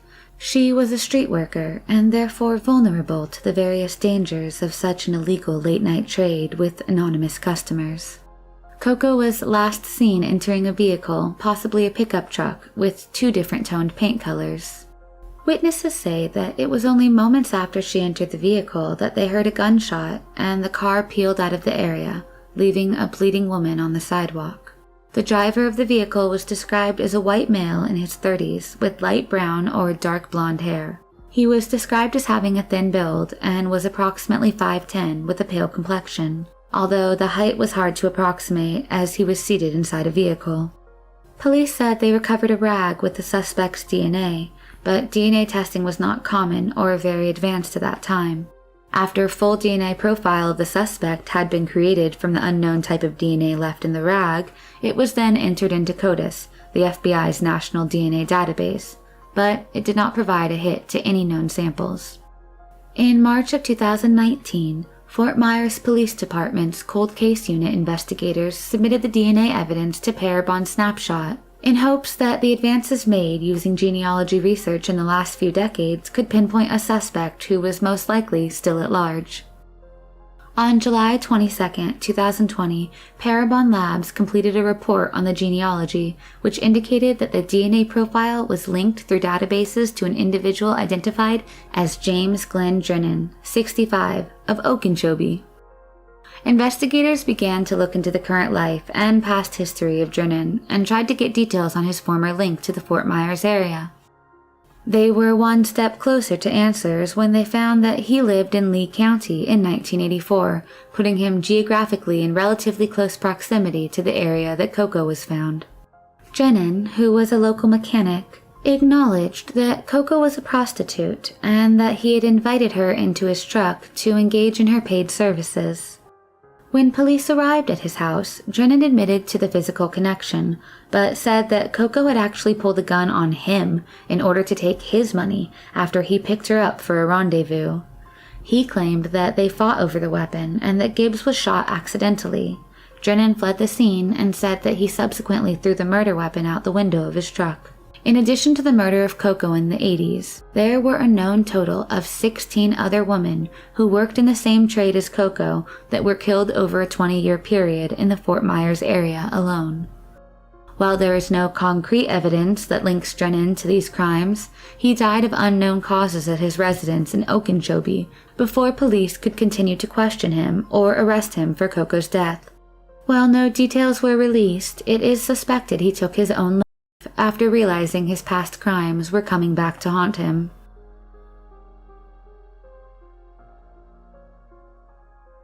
"21-year-old Annette Schnee and 29-year-old Barbara Bobby Jo Oberholzer were just starting their lives in a most adventurous way when it was tragically cut short for the both of them.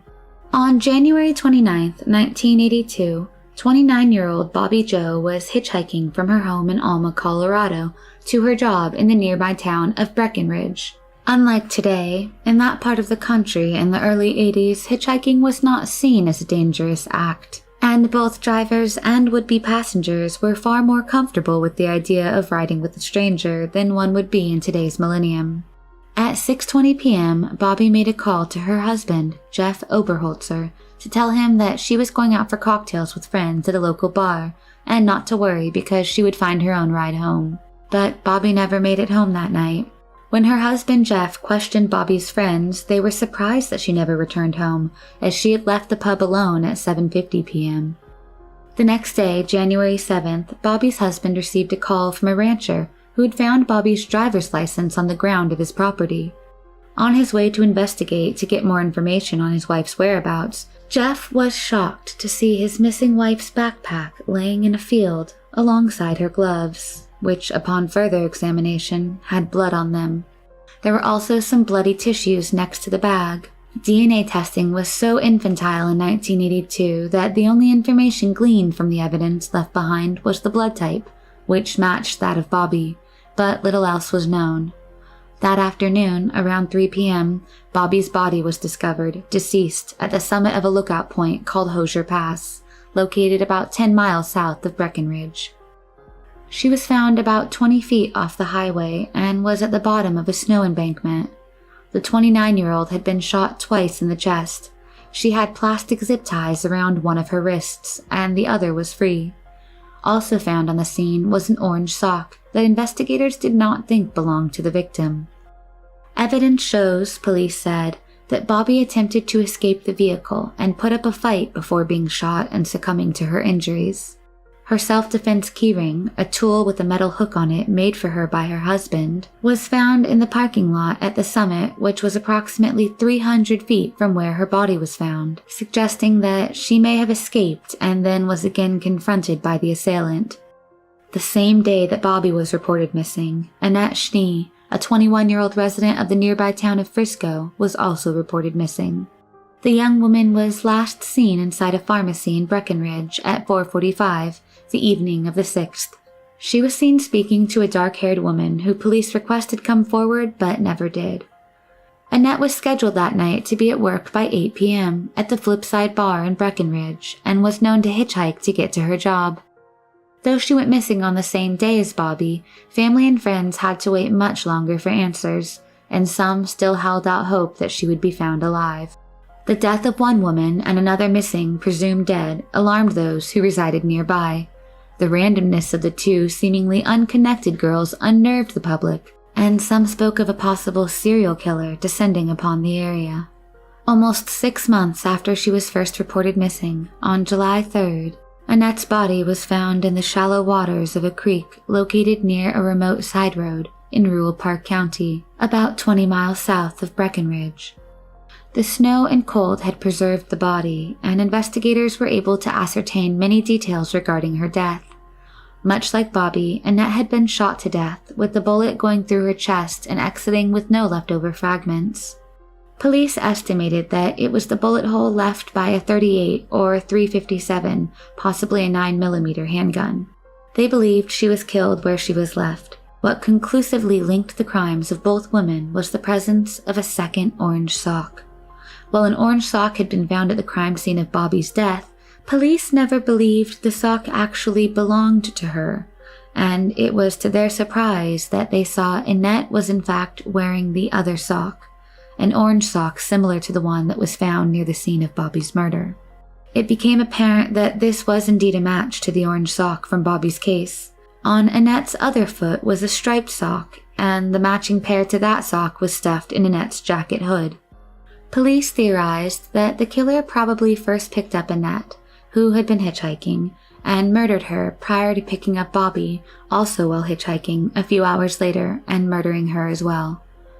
Investigators wondered if one of Annette's orange socks, already separated from their owners in a violent and brutal act, possibly fell out of the killer's vehicle and landed erroneously at the scene that Jeff would soon come upon while looking for his wife Bobby. This is the reason that the crime was dubbed the Orange Sock Murders in the media, not to be confused with the murder of Deborah Louise Jackson, who, before the body was identified, was informally known as Orange Socks. Later, Annette's backpack would be discovered in another location off of Route 285. Police were puzzled to find that her bag contained a picture of a man who was unrecognizable to friends or family of Annette. The photo was never identified by police. Even stranger, Annette's wallet also had Bobby's husband, Jeff Oberholzer's, business card in it. When questioned by authorities, Jeff was shocked to recall that, upon thinking deeply about it, he had actually previously picked up the 21-year-old Annette back when she had been hitchhiking months prior to the day of her murder. He recalled that he'd given Annette his business card, but starkly swore that he had never seen her again. Because of this strange and seemingly unlikely coincidence, Bobby's husband Jeff was looked at as the prime suspect for both murders. While Jeff did have an alibi for that night, he was in Alma hosting a friend. It wasn't until December of 1990 that that friend who had visited that night was finally tracked down and questioned by police in order to verify Jeff's alibi. Shortly thereafter, as DNA profiling became more accurate and detailed, DNA testing was performed on the blood from Bobby's glove, and it was found that it was male, not female blood, and therefore they concluded that the blood was left presumably when Bobby fought back, and likely punched her attacker in the nose, which perhaps explained the bloody tissues as well. The lab results showed that the blood belonged to a male donor, but not to Jeff. The new DNA results finally exonerated Jeff, the long-grieving husband falsely accused, due to a shocking coincidence. But police were then faced with a shortening list of other possible suspects. At one point, they suspected self-proclaimed serial killer Thomas Luther, who had supposedly bragged of taking the lives of 2 women in the Breckenridge area. But when police questioned him in prison, he ominously said, "They aren't my girls."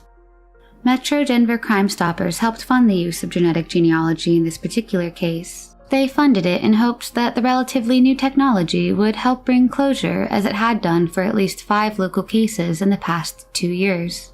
This case would be no different, as new capabilities and databases enabled detectives to finally find a match to the DNA left long ago at the scene of the crime. Testing and analysis indicated a possible link to 70-year-old Alan Lee Phillips, a semi-retired mechanic and resident of Clear Creek County. Law enforcement spent over 6 weeks investigating and conducting surveillance before finally arresting the now elderly and disheveled man on February 24th without a struggle during a traffic stop made in Clear Creek County. Phillips was remanded to the Park County Jail without bail on charges of kidnapping, assault with a deadly weapon, and murder after deliberation. Phillips had lived in Colorado continuously since the killings and was never considered a suspect previously. His last court date was scheduled for March 8, 2021, but so far no details have come out in the media and it may have been postponed. Much of this work can be attributed to Denver police detective Charlie McCormick, who has been working on this case since 1989 and was skeptical that closure would ever come. In the chaos of news, friends and family still strive to remember the people lost. Quote, "All I know was she loved people," a friend said of Annette, who is now forever 21 years old. "She was a fun-loving person to be around. She was a wonderful person. That's all I can say, because she didn't have a chance to do anything else."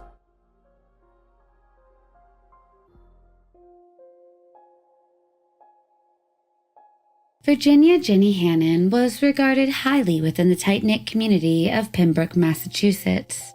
She was an adored cook at Bryantville Elementary School. Students and teachers recall how she would lovingly sneak an extra cookie or container of juice to those who needed it.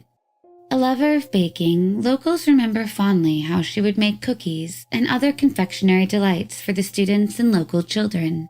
When she wasn't working strenuously for the school, she was known to take in and rehabilitate stray animals.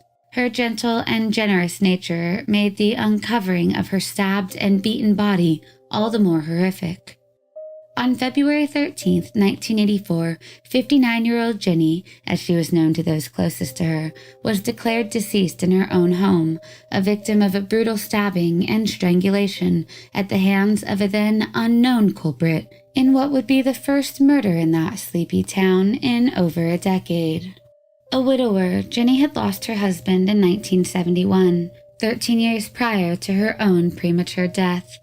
She lived by herself in a quaint cottage on West Street, painted a cheerful yellow, which was located about 3 miles from the town center. Each year, Jenny was known to make an annual trip to California to visit her aunt.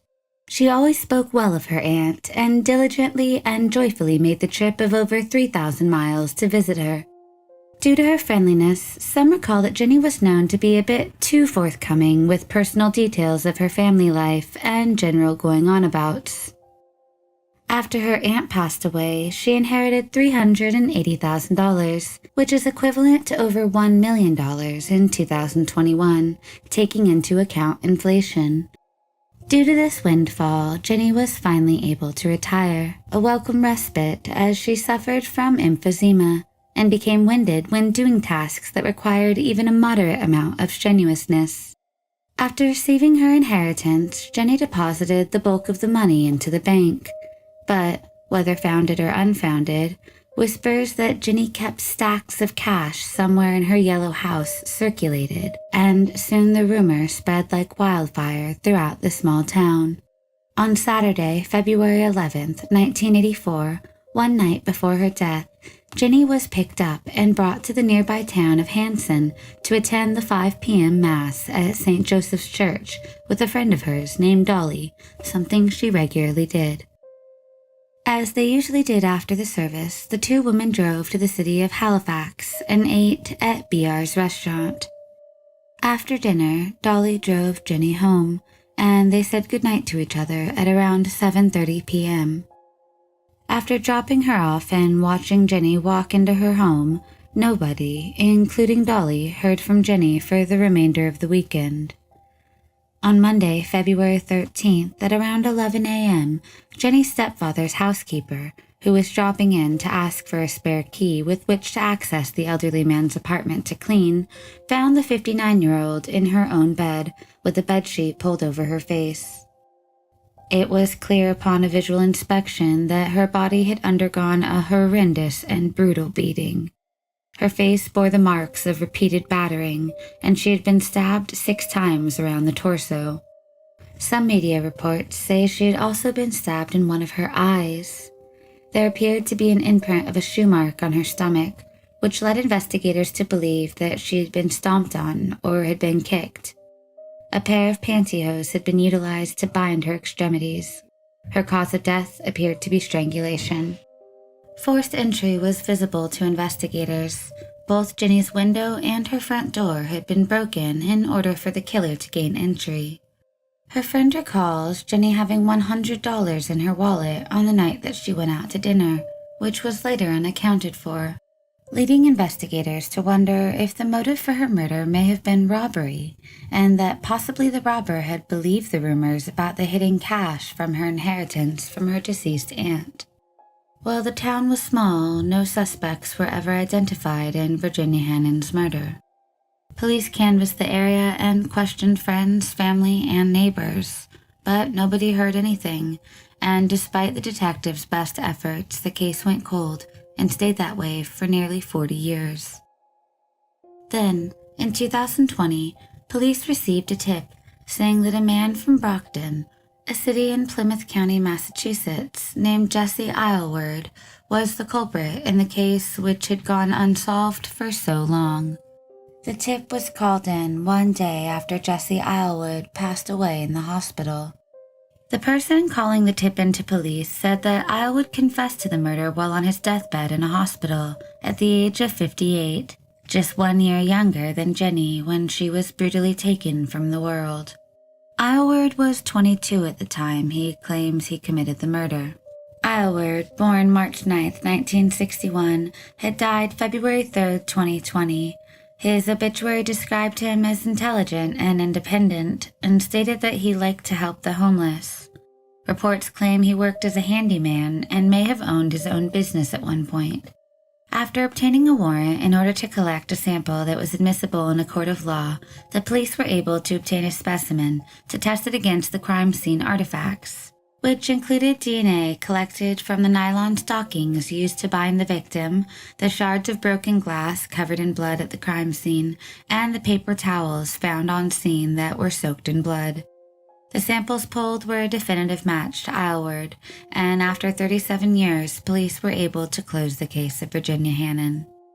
Although police finally have the name of Ginny's killer, they do not know the motive for the gruesome killing, besides the possible financial motivations, as so far investigators see no link between Ginny and her admitted killer.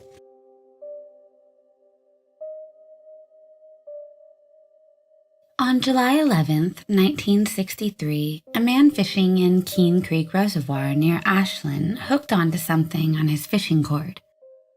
At first, he thought it was a rolled-up blanket. However, after reeling in the blanket, he realized that inside the bag was the body of a toddler. He immediately called the police. The boy was fully clothed and was wearing shoes. He was wrapped in a blanket and a handmade patchwork quilt with 2 iron assayer molds attached to keep it submerged underwater. A coroner determined that the toddler likely suffered from Down syndrome or another genetic abnormality. The boy was estimated to be between 1 and 2 years old. Due to the freezing temperatures of the previous winter, the coroner was not able to determine an exact time of death, but it is estimated that the boy most likely died sometime after October of 1962. The boy's cause of death was unknown, but his death was considered a homicide given the circumstances under which his body was found. The toddler was between 2 foot 8 inches and 3 feet 2 inches tall, and he weighed between 19 to 30 pounds. He had sandy blonde or light brown hair and was wearing a red, long-sleeved shirt with horizontal thin white stripes, gray corduroy pants with an elastic waist and a buckle for size adjustment, ankle socks, and size 3 white shoes known as jumping jacks. The clothes were likely purchased at JCPenney and Norris Shoe Store in Medford. The police compared his footprints to more than 100 recorded footprints of infants born at the local hospital. Dental records at the time were rarely used, but this case changed that as the toddler had unique teeth which could help identify him easily. The police sent letters to neighboring counties describing the boy's characteristics. The police received several tips but still were unable to identify him. The toddler was buried in a grave at Hillcrest Memorial Park in Medford, Oregon, with the gravestone that read, John Doe, name known only to God. The investigators did their best to identify the young boy, but the case would eventually grow cold. Then, in August of 2008, the boy's body was exhumed and a DNA sample was taken. His DNA was entered into the CODIS database in hopes of finding any relatives. However, no matches could be found. In 2010, the National Center for Missing and Exploited Children created a composite sketch of the boy using the DNA extracted. In December of 2020, police submitted the boy's DNA to Parabon Nano Labs. The chief genetic genealogist, C.C. Moore, then used the open-source DNA database GEDmatch to find 2 potential siblings. The police interviewed a maternal half-brother in Ohio who told investigators that he had indeed had a younger sibling born with Down syndrome named Stevie Crawford, born in New Mexico. Stevie was born on October 2, 1960, making him just 2 years old when he passed away. He also told investigators that Stevie's mother took him on a trip with her, but that she had returned without Stevie and merely told the family that, quote, we won't be worrying about Stevie anymore. The half-brother said it was never discussed again. Stevie's mother and stepfather died a few years prior to the revelations, and his father's name is still unknown. It is unclear how Stevie died, but it is believed the boy's disability or lack of medical care could have been the reason for his death. Some close to the case wonder if the mother had something to do with the boy's potentially intentional death. Stevie was reburied in a family plot. The toddler was finally given the name he deserved 58 years later.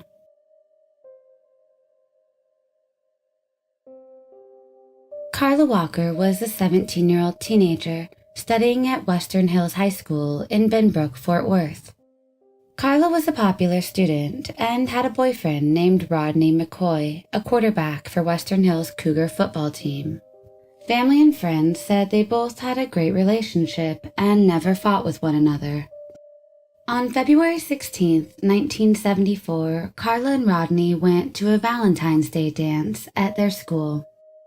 The couple partied with friends at a Taco Bell and later stopped at the Ridula bowling alley to use the restroom. The couple returned to the parking lot and began kissing in Rodney's car, pressed up against the passenger door. Rodney later told the police that an unknown man yanked the car door open and the pair partially fell out of the vehicle. The unknown man then repeatedly hit Rodney on the head until he fell unconscious. Rodney later remembered that he had been pistol whipped after the man had pointed a gun at his head and had pulled the trigger 3 times. Rodney told the police he heard 3 clicks but nothing came out of the gun. Rodney said he remembered Carla then being taken away by the unknown man as she looked at him and told him, quote, "Rodney, go get Dad, go get my dad," before Rodney fell unconscious. When Rodney regained consciousness, Carla was nowhere to be seen. Rodney then drove to Carla's house with blood running down his face and notified her family. The family immediately called the police. The police searched around the parking lot and found Carla's purse and a magazine from a .22 caliber Ruger pistol. 2 days later, on February 20th, 1974, Carla's body was found in a culvert near Lake Benbrook. An autopsy revealed she had been beaten, sexually assaulted, and strangled to death. Morphine was also found in her system. Police were able to recover DNA from the crime scene, but the technology at the time was not advanced enough to identify a killer. Soon, police were able to match the magazine found at the crime scene to a gun registered to Glenn Samuel McCurley. McCurley was a convicted car thief and lived just 1 mile from the bowling alley. Police learned that McCurley did not have work on the night of Carla's kidnapping and was off the following day. His wife was also out of town at the time. Police interviewed him, but he claimed that someone had stolen his gun a few weeks prior. He said he did not report it missing because he was an ex-convict and did not want to get in trouble. He denied any involvement in Carla's kidnapping and subsequent murder. Over the years, police interviewed several suspects, but none were charged. The case eventually grew cold. In 2019, detectives reopened the case, and DNA found at the crime scene was submitted to the CODIS database, but no matches could be found. Then, in July of 2020, Ortham Labs created a genetic profile of a suspect with the help of DNA found at the crime scene. The DNA profile was entered into GEDmatch, and in September of 2020, police were able to narrow down the search to 3 brothers, who had surnames as McCurley, as a possible match. One of the brothers was Glenn Samuel McCurley, who was interviewed in 1974 as a possible suspect. The police then took a DNA sample from his trash, and it matched the DNA found at the crime scene. McCurley, now 78, was again questioned, but still he denied any involvement. He agreed to give a DNA sample. Soon, McCurley was arrested and charged with Carla's kidnapping and murder after his DNA matched the DNA found at the crime scene. During his interrogation, he said that he had been out drinking on the night of the crime. He said he had parked his car at the parking lot and noticed a girl screaming in her boyfriend's car. He said he decided, quote, to help her out, and was able to free the girl out of the car after a tussle with her boyfriend. He denied raping and strangling Carla. However, he later reportedly confessed to the crime after the investigators asked him, "How did you kill her?" And he answered with, "I guess I choked her." During his trial in August of 2021, the video of his interrogation was presented to the jury, and McCurley changed his plea to guilty. He was sentenced to life in prison, and the case was solved after 47 years.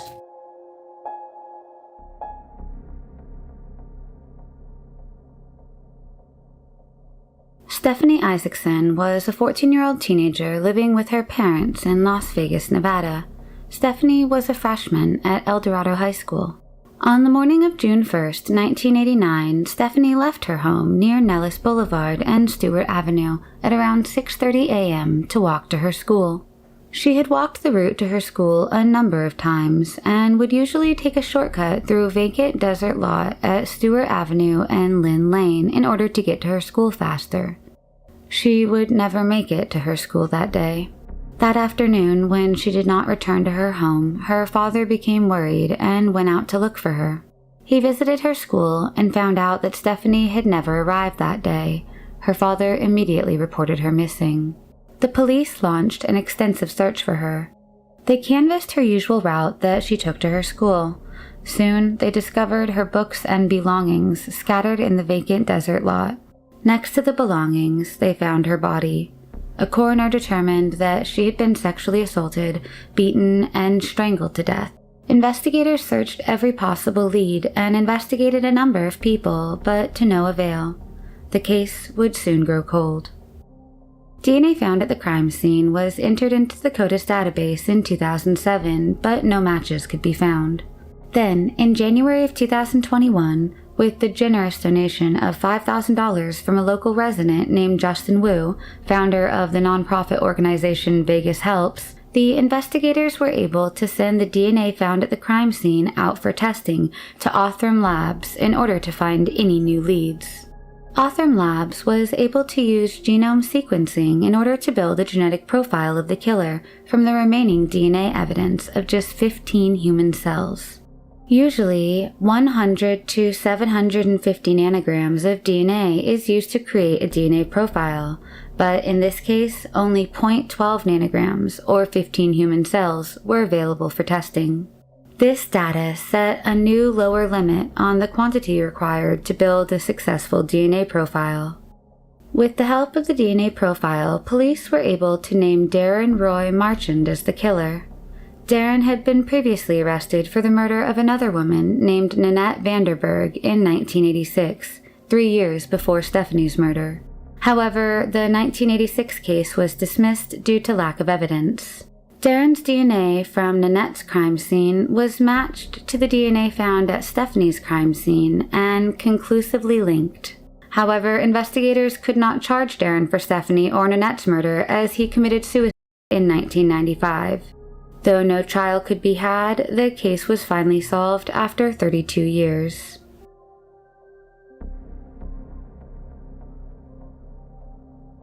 Michele Wyatt was a 20-year-old student who lived in San Diego with her roommate.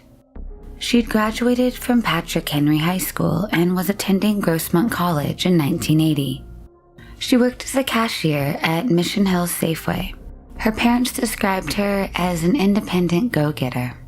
On October 9, 1980, Michelle's roommate entered her condo complex at 10586 Kerrigan Court in Santee to find Michelle lying in her living room floor, dead. She immediately contacted police. An autopsy revealed that Michelle had been raped. She had also been strangled to death with a telephone cord. The contents of her purse were scattered around, but nothing seemed to have been taken, and police ruled out robbery as a motive. In the hours before Michelle's murder, her boyfriend had left her apartment in the early morning around 1 a.m. and locked the door behind him. Sometime later, neighbors heard screams coming from Michelle's apartment, but nobody called 911. Over the years, investigators would search every possible lead, but to no avail. 16 years later, about 90 potential suspects were screened and asked to provide DNA samples to compare against the DNA found at the crime scene, but nothing turned up. Then, in June of 2000, with the advancement in DNA technology, evidence collected from the crime scene was sent in for re-examination. Soon, testing revealed that there were 2 separate DNA profiles at the crime scene. One of the DNA profiles belonged to Michelle's boyfriend, but the other was from an unknown male suspect. Michelle's boyfriend has been eliminated as a suspect. The unknown male suspect's DNA was entered into the Combined DNA Index System, also known as CODIS, but no matches turned up. In March of 2020, investigators ran the DNA through familial DNA search, but again did not find any matches. Then, in September 2020, San Diego County Sheriff Homicide Unit's cold case team used investigative genetic genealogy to find a lead. After 9 months of investigation with the help of the FBI and other law enforcement agencies, detectives identified John Patrick Hogan as a potential suspect. John had moved to Santee in the 1970s and was 18 years old at the time of Michelle's murder. He studied at Sanatan High School and lived about a mile away from Michelle. He had friends who lived in the same apartment complex as Michelle, and he was known to visit that complex frequently. John joined the Air Force in 1979 and was stationed in Mexico for a brief period. During his lifetime, he moved around and traveled from California to Arizona and Idaho. Unfortunately, John could not be charged as he died of a drug overdose in 2004 at the age of 42. John is not considered a suspect in any other case so far, but investigators have shared their familial DNA findings with the police in the places that John has lived over the years, in hopes that they may solve other cold cases. Leslie McCray was a 17-year-old student living in an apartment with her boyfriend on St. John's Avenue in Jacksonville, Florida. Leslie was studying at the University of North Florida and dreamed of becoming a model. On Christmas Eve of 1985, around 3 a.m., Leslie's boyfriend woke up to find a man with short brown hair kneeling by his bed. The man was holding a knife in his hand and tied Leslie's boyfriend's hands and feet using neckties. He then tied Leslie up and took her with him against her will out of the apartment through the back door, leaving Leslie's boyfriend tied up in the bedroom. Her boyfriend eventually freed himself and called police at 6 a.m. Unfortunately, a few hours later, Leslie's nude body would be found by a passerby along Old Middleburg Road near Interstate 295, 5 miles from her apartment. She had been sexually assaulted, beaten, and stabbed multiple times in her head, chest, and neck. According to the Florida Times-Union newspaper, the police found no sign of forced entry or a struggle in the apartment. Police were unable to find any clues at the crime scene that could lead to a potential break in the case, and with no leads and no suspects, the case would grow cold. However, over the years, her family did not give up hope on finding justice. In 2019, her family reached out to Project Cold Case and asked the JSO Cold Case Unit to reopen and re-examine the case.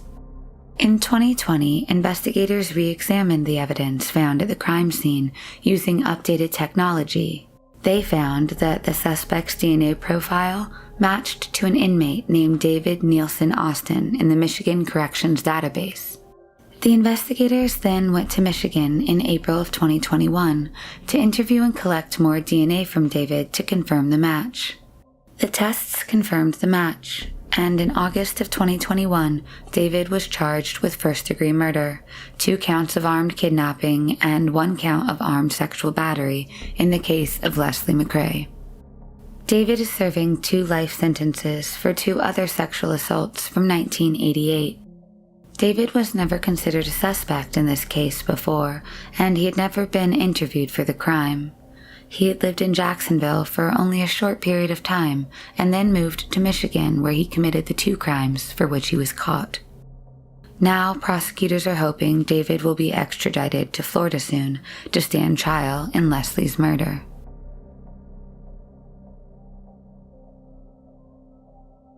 Patricia Kalitsky and Lloyd Dwayne Bogle were a teenage couple who lived in Great Falls, Montana. In 1956, Patricia was a 16-year-old studying at Great Falls High School, while Lloyd was an 18-year-old airman from Waco, Texas, who had been recently stationed to Malmstrom Air Force Base. The two had met at a party a month prior and had fallen in love with each other almost instantaneously.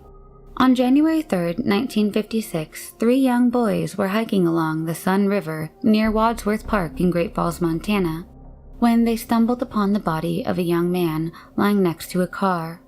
They immediately notified the police. The young man was soon identified as Lord Dwayne Bogle. He had been shot in the head and his hands were tied behind his back with his own belt. His car ignition was on, with the handbrake pulled up and its headlights still lit. Nothing appeared to be stolen, as all of his belongings and money were still in the car. The police would soon learn that his girlfriend, Patricia, had been with him the previous night, and she also had not returned home. She was reported missing. Fearing the worst, the police launched an extensive search. The next day, on January 4th, 1956, Patricia's body would be found by a county road worker on Vineyard Road, north of Great Falls. Her body was found about 8 miles from where her boyfriend Lloyd's body had been found. She had also been shot in the head. It is unclear if the police believed Patricia to have been sexually assaulted. She was found fully clothed. The police did not believe robbery was the motive, as all of her valuables, including her money and an expensive camera, were found inside of Lloyd's car.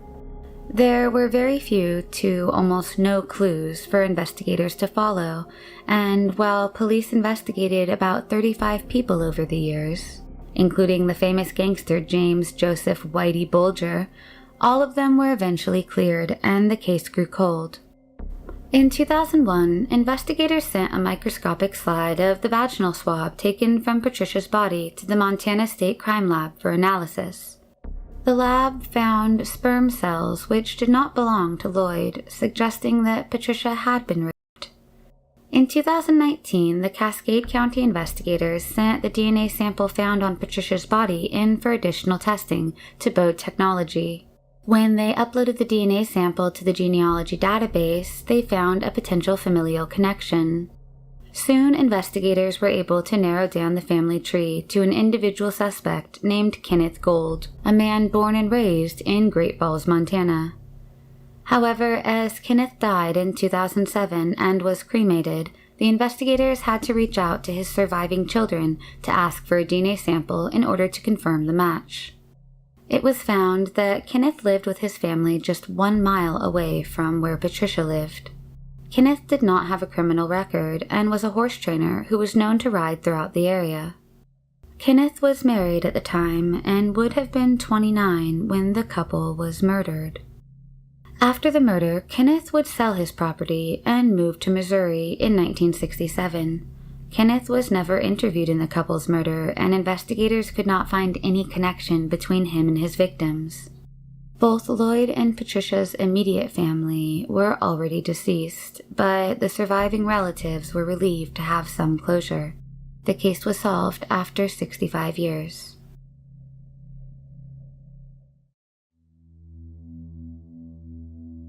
It has been more than 40 years since Barbara Mae Tucker was bludgeoned to death on January 15, 1980.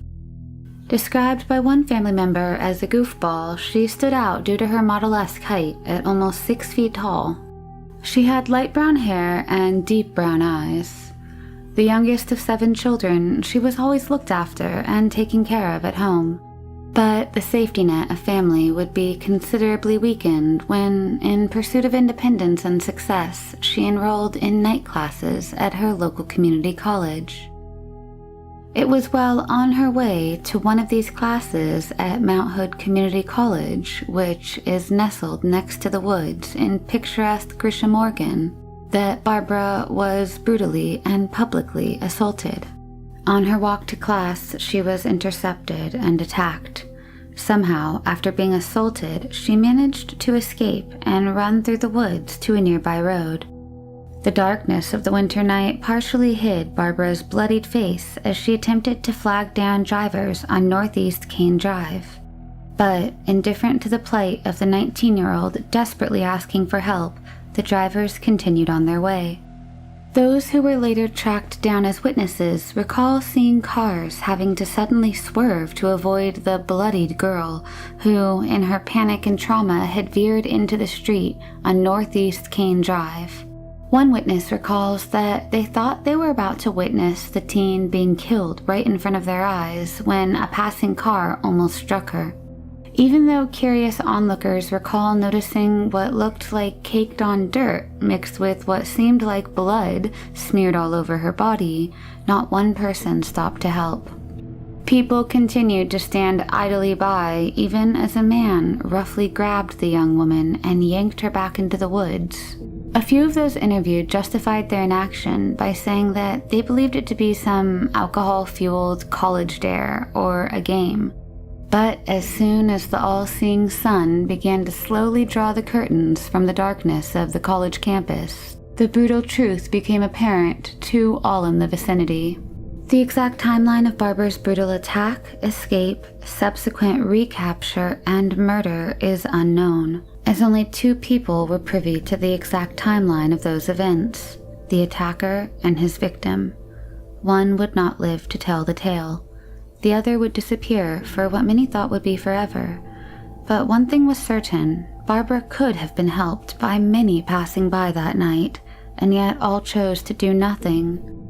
Ruminating on the preventability of the whole situation, Barbara's mother, Mae Tucker, told the press, quote, "It is unreal that people care so little about another human being." Barbara's body, beaten, bruised, and left for dead in the bushes of her college campus, was discovered by a fellow student. Evidence was taken from the scene and stored securely for over 4 decades. In those ensuing 4 decades, the world of DNA technology changed tremendously, and thanks to the hard work and dedication of genetic genealogist C.C. Moore, founder of DNA Detectives based out of Virginia, police were finally able to name a suspect in Barbara's killing. Robert Plimpton, age 58, was living in Troutdale, Oregon at the time of his arrest. He was remanded into custody by the Grisham Police Department on June 8, 2021. Plimpton, who was only 16 years old when Barbara was killed, had no ties to the victim that investigators know of at the time. There's been no motive released. Plimpton had been previously arrested in 1997 under suspicion of sexual assault. In that 1997 case, police believed that Plimpton drove the female victim to a secluded area in order to brutally attack her. However, the case was eventually dismissed due to lack of substantiating evidence. Physical evidence from the 1980 crime scene was maintained and preserved for future testing. And recently, a newly inputted DNA code match led investigators to Plimpton. This revelation was made possible due to the massive amounts of DNA data taken from ancestry sites such as Ancestry.com or 23andMe. Both of Barbara's parents have since passed prior to this recent development, but in their interviews they recall their last memory of their 19-year-old daughter. She called them on her way to class and told them that if she got out early, she might stop to get ice cream. She never made it to class, and she never got that ice cream. Plimpton, now married and a father of 2 children, has been charged for the rape and murder of 19-year-old Barbara. Though Plimpton was 16 years old at the time, he will be tried as an adult. The now 58-year-old is currently incarcerated in Multnomah County Jail awaiting trial.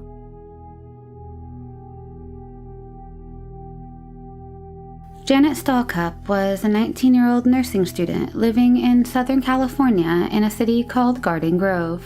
On December 19, 1976, Janet left her home to attend a friend's party in nearby Santa Ana. She would never make it to that party. She was reported missing. Police launched the search for her, but it took 8 days for her body to eventually be found. Her body was found in the front seat of her own car, about 2.5 miles from her apartment. An autopsy revealed that she had been sexually assaulted, and the cause of death was strangulation. Investigators believed that Janet was likely abducted as she was getting into her car. The investigators worked tirelessly but could not find any leads or potential suspects, and therefore the case went cold. In 2002, the Orange County Crime Lab was finally able to isolate a single male sequence of DNA from the swabs collected at the crime scene. This DNA profile was entered into the CODIS database, but unfortunately, it did not produce a match. Then, in 2020, Garden Grove Police asked the Orange County District Attorney's Office to use genetic genealogy to find a potential suspect. Using this technique, DNA samples submitted by relatives of a possible suspect can be matched to samples taken from the crime scene. By using familial DNA tracking, this technique can link a person, even if their DNA has not actually been submitted in the database, simply by that of a cousin or an aunt, however far removed. Utilizing this procedure, on July 14, 2021, investigators were finally able to link one Terri Dean Hawkins to the crime scene. While Terri Dean Hawkins was determined to be responsible for Janet Stallcup's sexual assault and murder, he could not be charged as he died in prison in 1977, just 1 year after his crime. His body was buried in the same cemetery where Janet is currently buried. Terri worked as a mechanic and lived in Garden Grove. He had an extensive criminal record, which included drug and weapons-related crimes. Convicted of a DUI and of indecent exposure, he was also charged with the 1975 killing of a 30-year-old woman in Laguna Hills, but he was never convicted for it, and the case was later dismissed. On July 4, 1977, he was arrested in Newport Beach on suspicion of disorderly conduct and drug-related offenses. He died of an overdose in the Orange County Jail the following day. Janet's family does not believe Janet knew Terri, and while the killer, just like his victim, has been long gone from this earth, Janet's family may find some peace in the answers that DNA technology have brought, as after 44 years, the case was finally solved.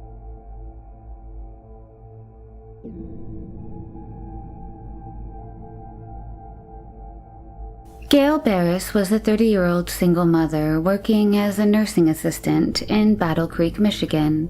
Her 3 children were only 10, 12, and 13 years old when they lost their mother and sole caretaker. Gayle worked tirelessly and without complaint to support her family, but when her job as a nursing assistant wasn't enough to make ends meet, she started working at 2 local bars, the Beer Keg in Battle Creek and the Redwood Inn in Augusta. On October 8, 1988, Gayle went to work, but she failed to return home. She was reported missing by her family when she failed to contact her children. The police launched an extensive search for her, while the family distributed missing person flyers throughout the city, but to no avail. Witnesses reported seeing her leave Speed's coffee shop, located at 1425 West Michigan Avenue, around 3 or 4 a.m. Witnesses recall seeing her leaving with a dark-haired man, who they remember as having a mustache and a light beard. The man was believed to be between the ages of 38 to 40. Police found Gayle's car parked in front of the coffee shop. 16 days after she went missing, her partially decomposed body was found by hunters on River Road in Emmett Township on October 25, 1988, just 5 miles from her home. She had been sexually assaulted and stabbed to death. During their investigation, police initially suspected 2 friends to be involved in her murder. The first was Roger Plato, who had recently moved to Battle Creek, Michigan from Houston, Texas, after being released from prison earlier that year for robbery. A few days prior to Gayle's body being found, police had questioned Roger in connection with another sexual assault. However, during his questioning, Roger attempted to flee. In the ensuing chase, Detective Al Toff shot and killed him. A blood sample was taken from Roger posthumously, and he was subsequently cremated. Even though Roger was killed before Gayle's body was found, he was later believed to be involved in her murder. A sample was taken from Roger posthumously and was submitted for DNA testing. However, back then, as the DNA was still in its infancy, the laboratory could not detect or link him to Gayle's murder, and he was formally excluded as a suspect. The second person that the police looked at was Richard Compton. Richard was a friend and roommate of Roger. He was questioned by the police, but denied any involvement in Gayle's murder. With no suspects and no leads, the case went cold.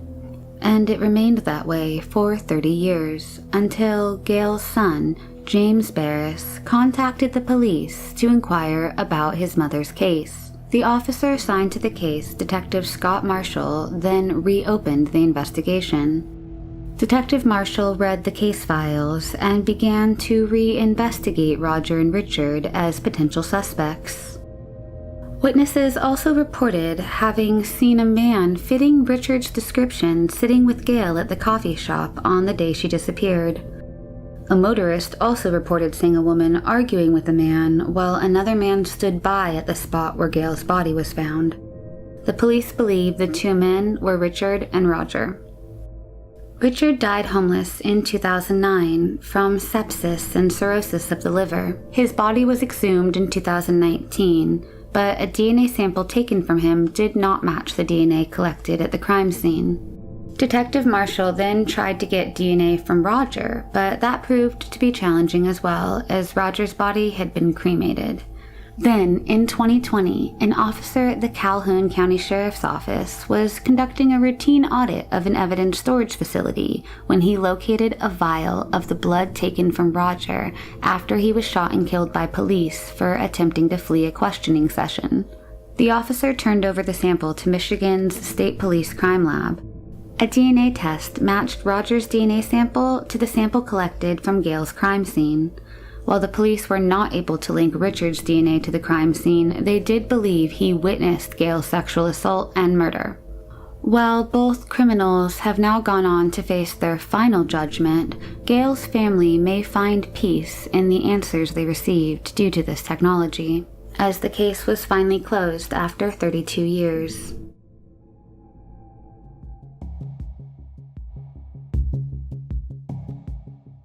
On November 17, 1978, the remains of two teenagers, a male and a female, were found by a man cutting firewood near Lake of the Woods and Dead Indian Highway in Klamath County, Oregon.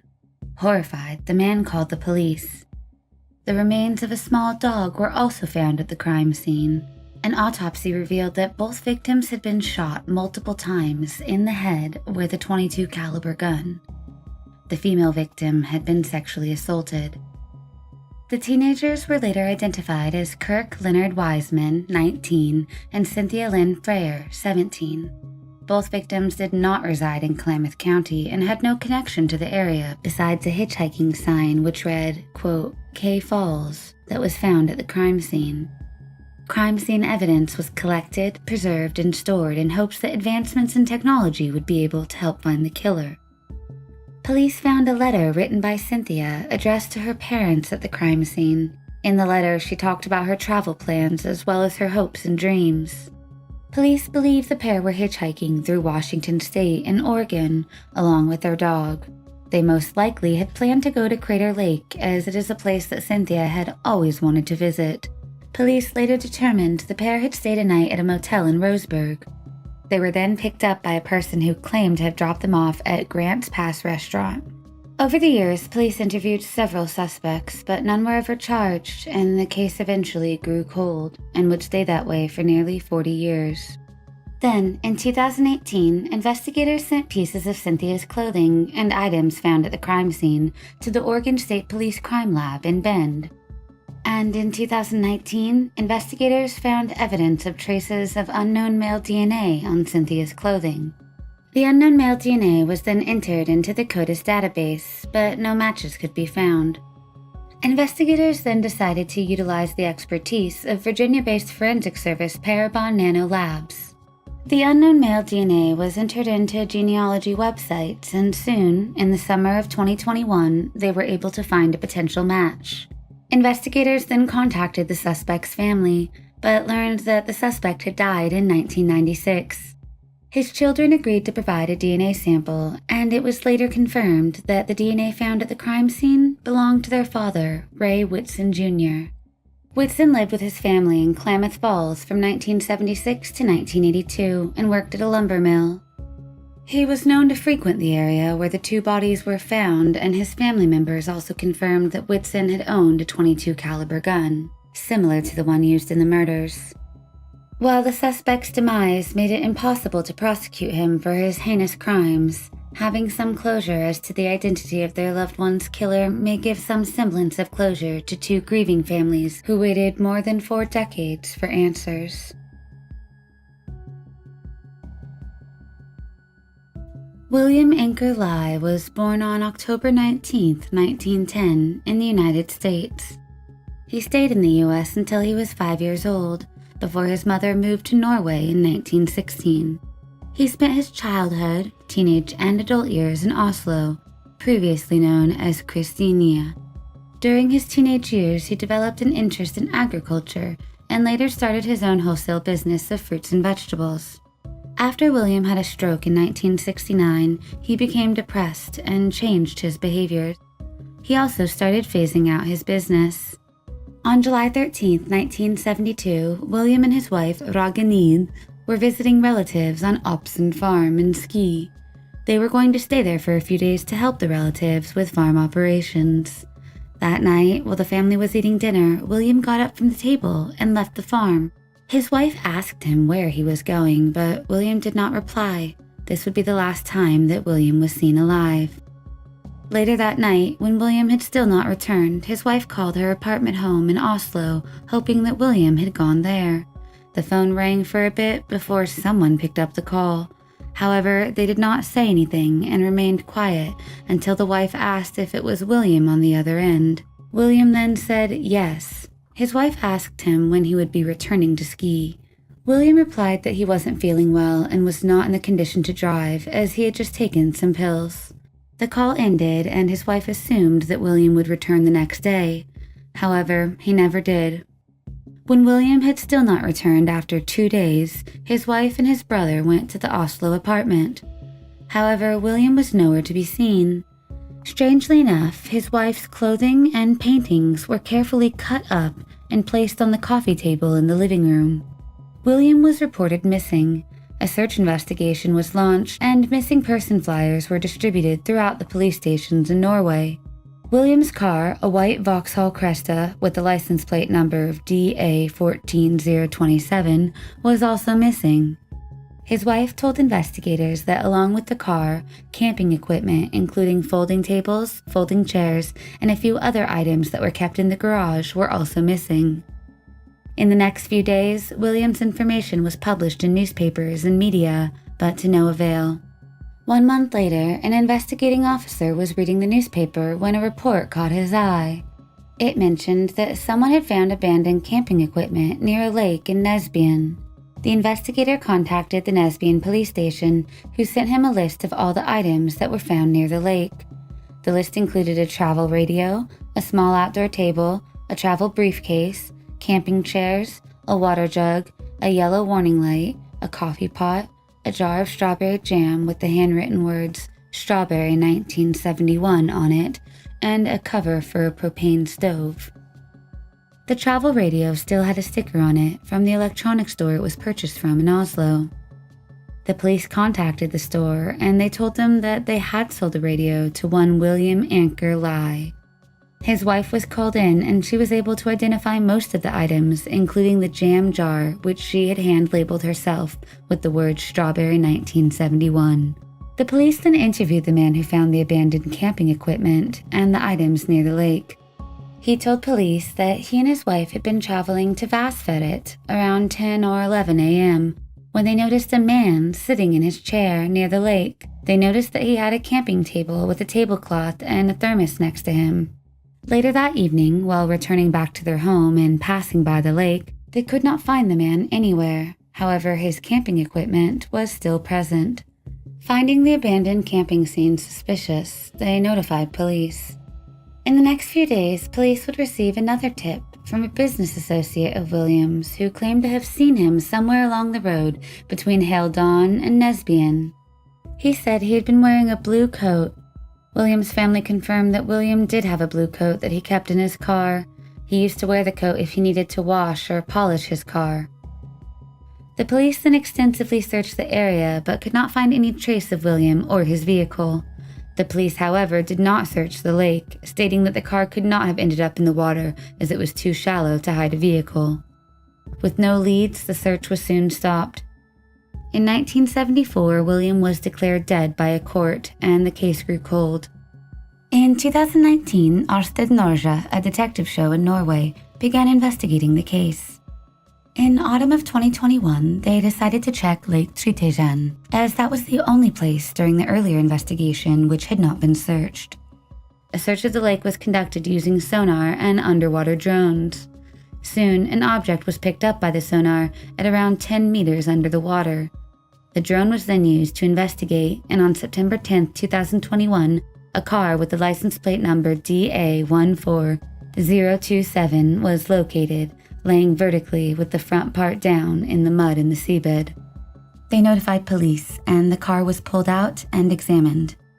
As the car was buried in the seabed in the front, the paint was preserved and stayed as it was in 1972.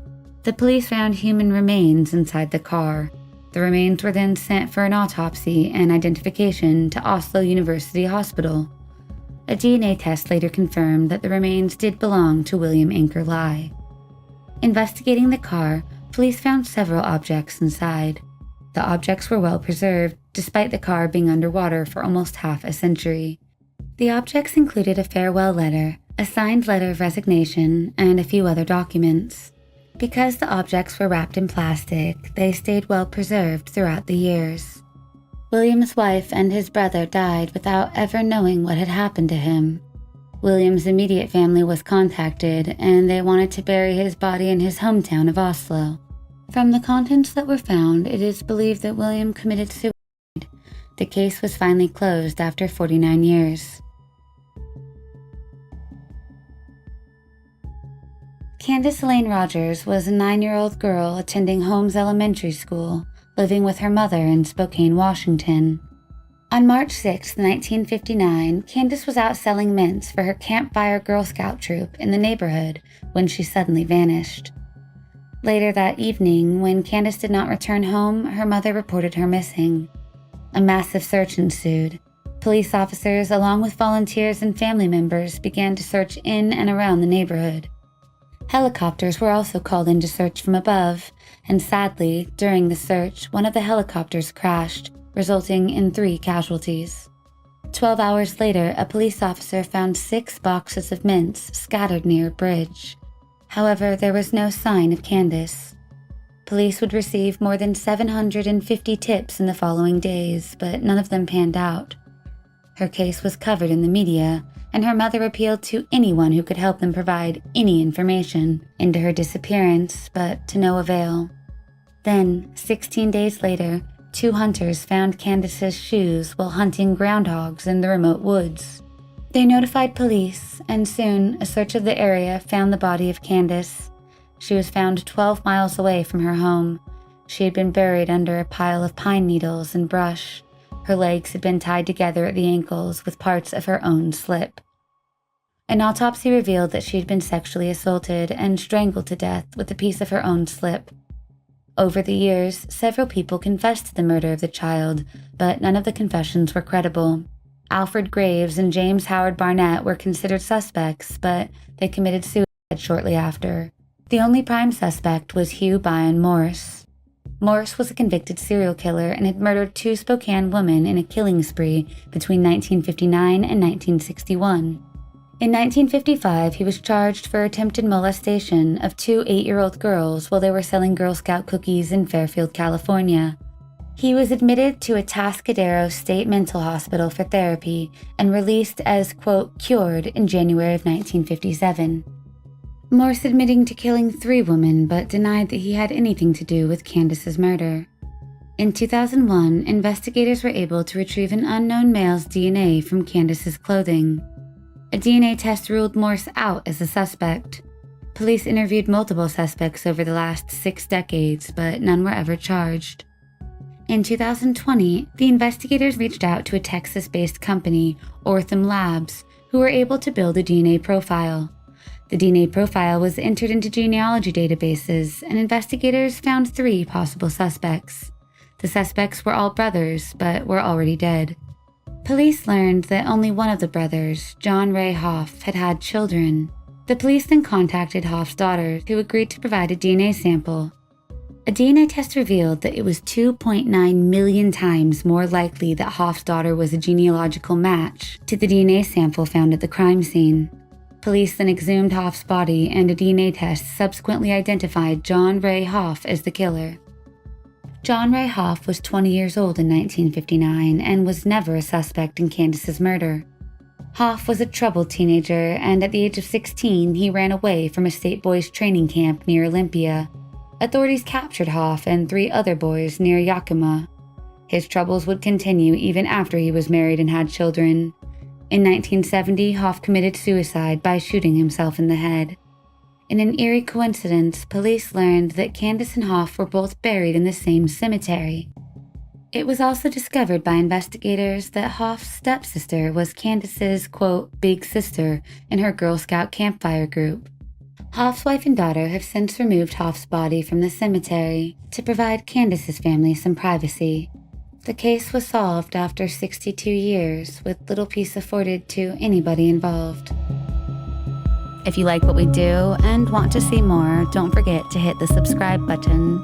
Thank you so much to our patrons. If you would like to support this channel, you can visit the link in our bio below.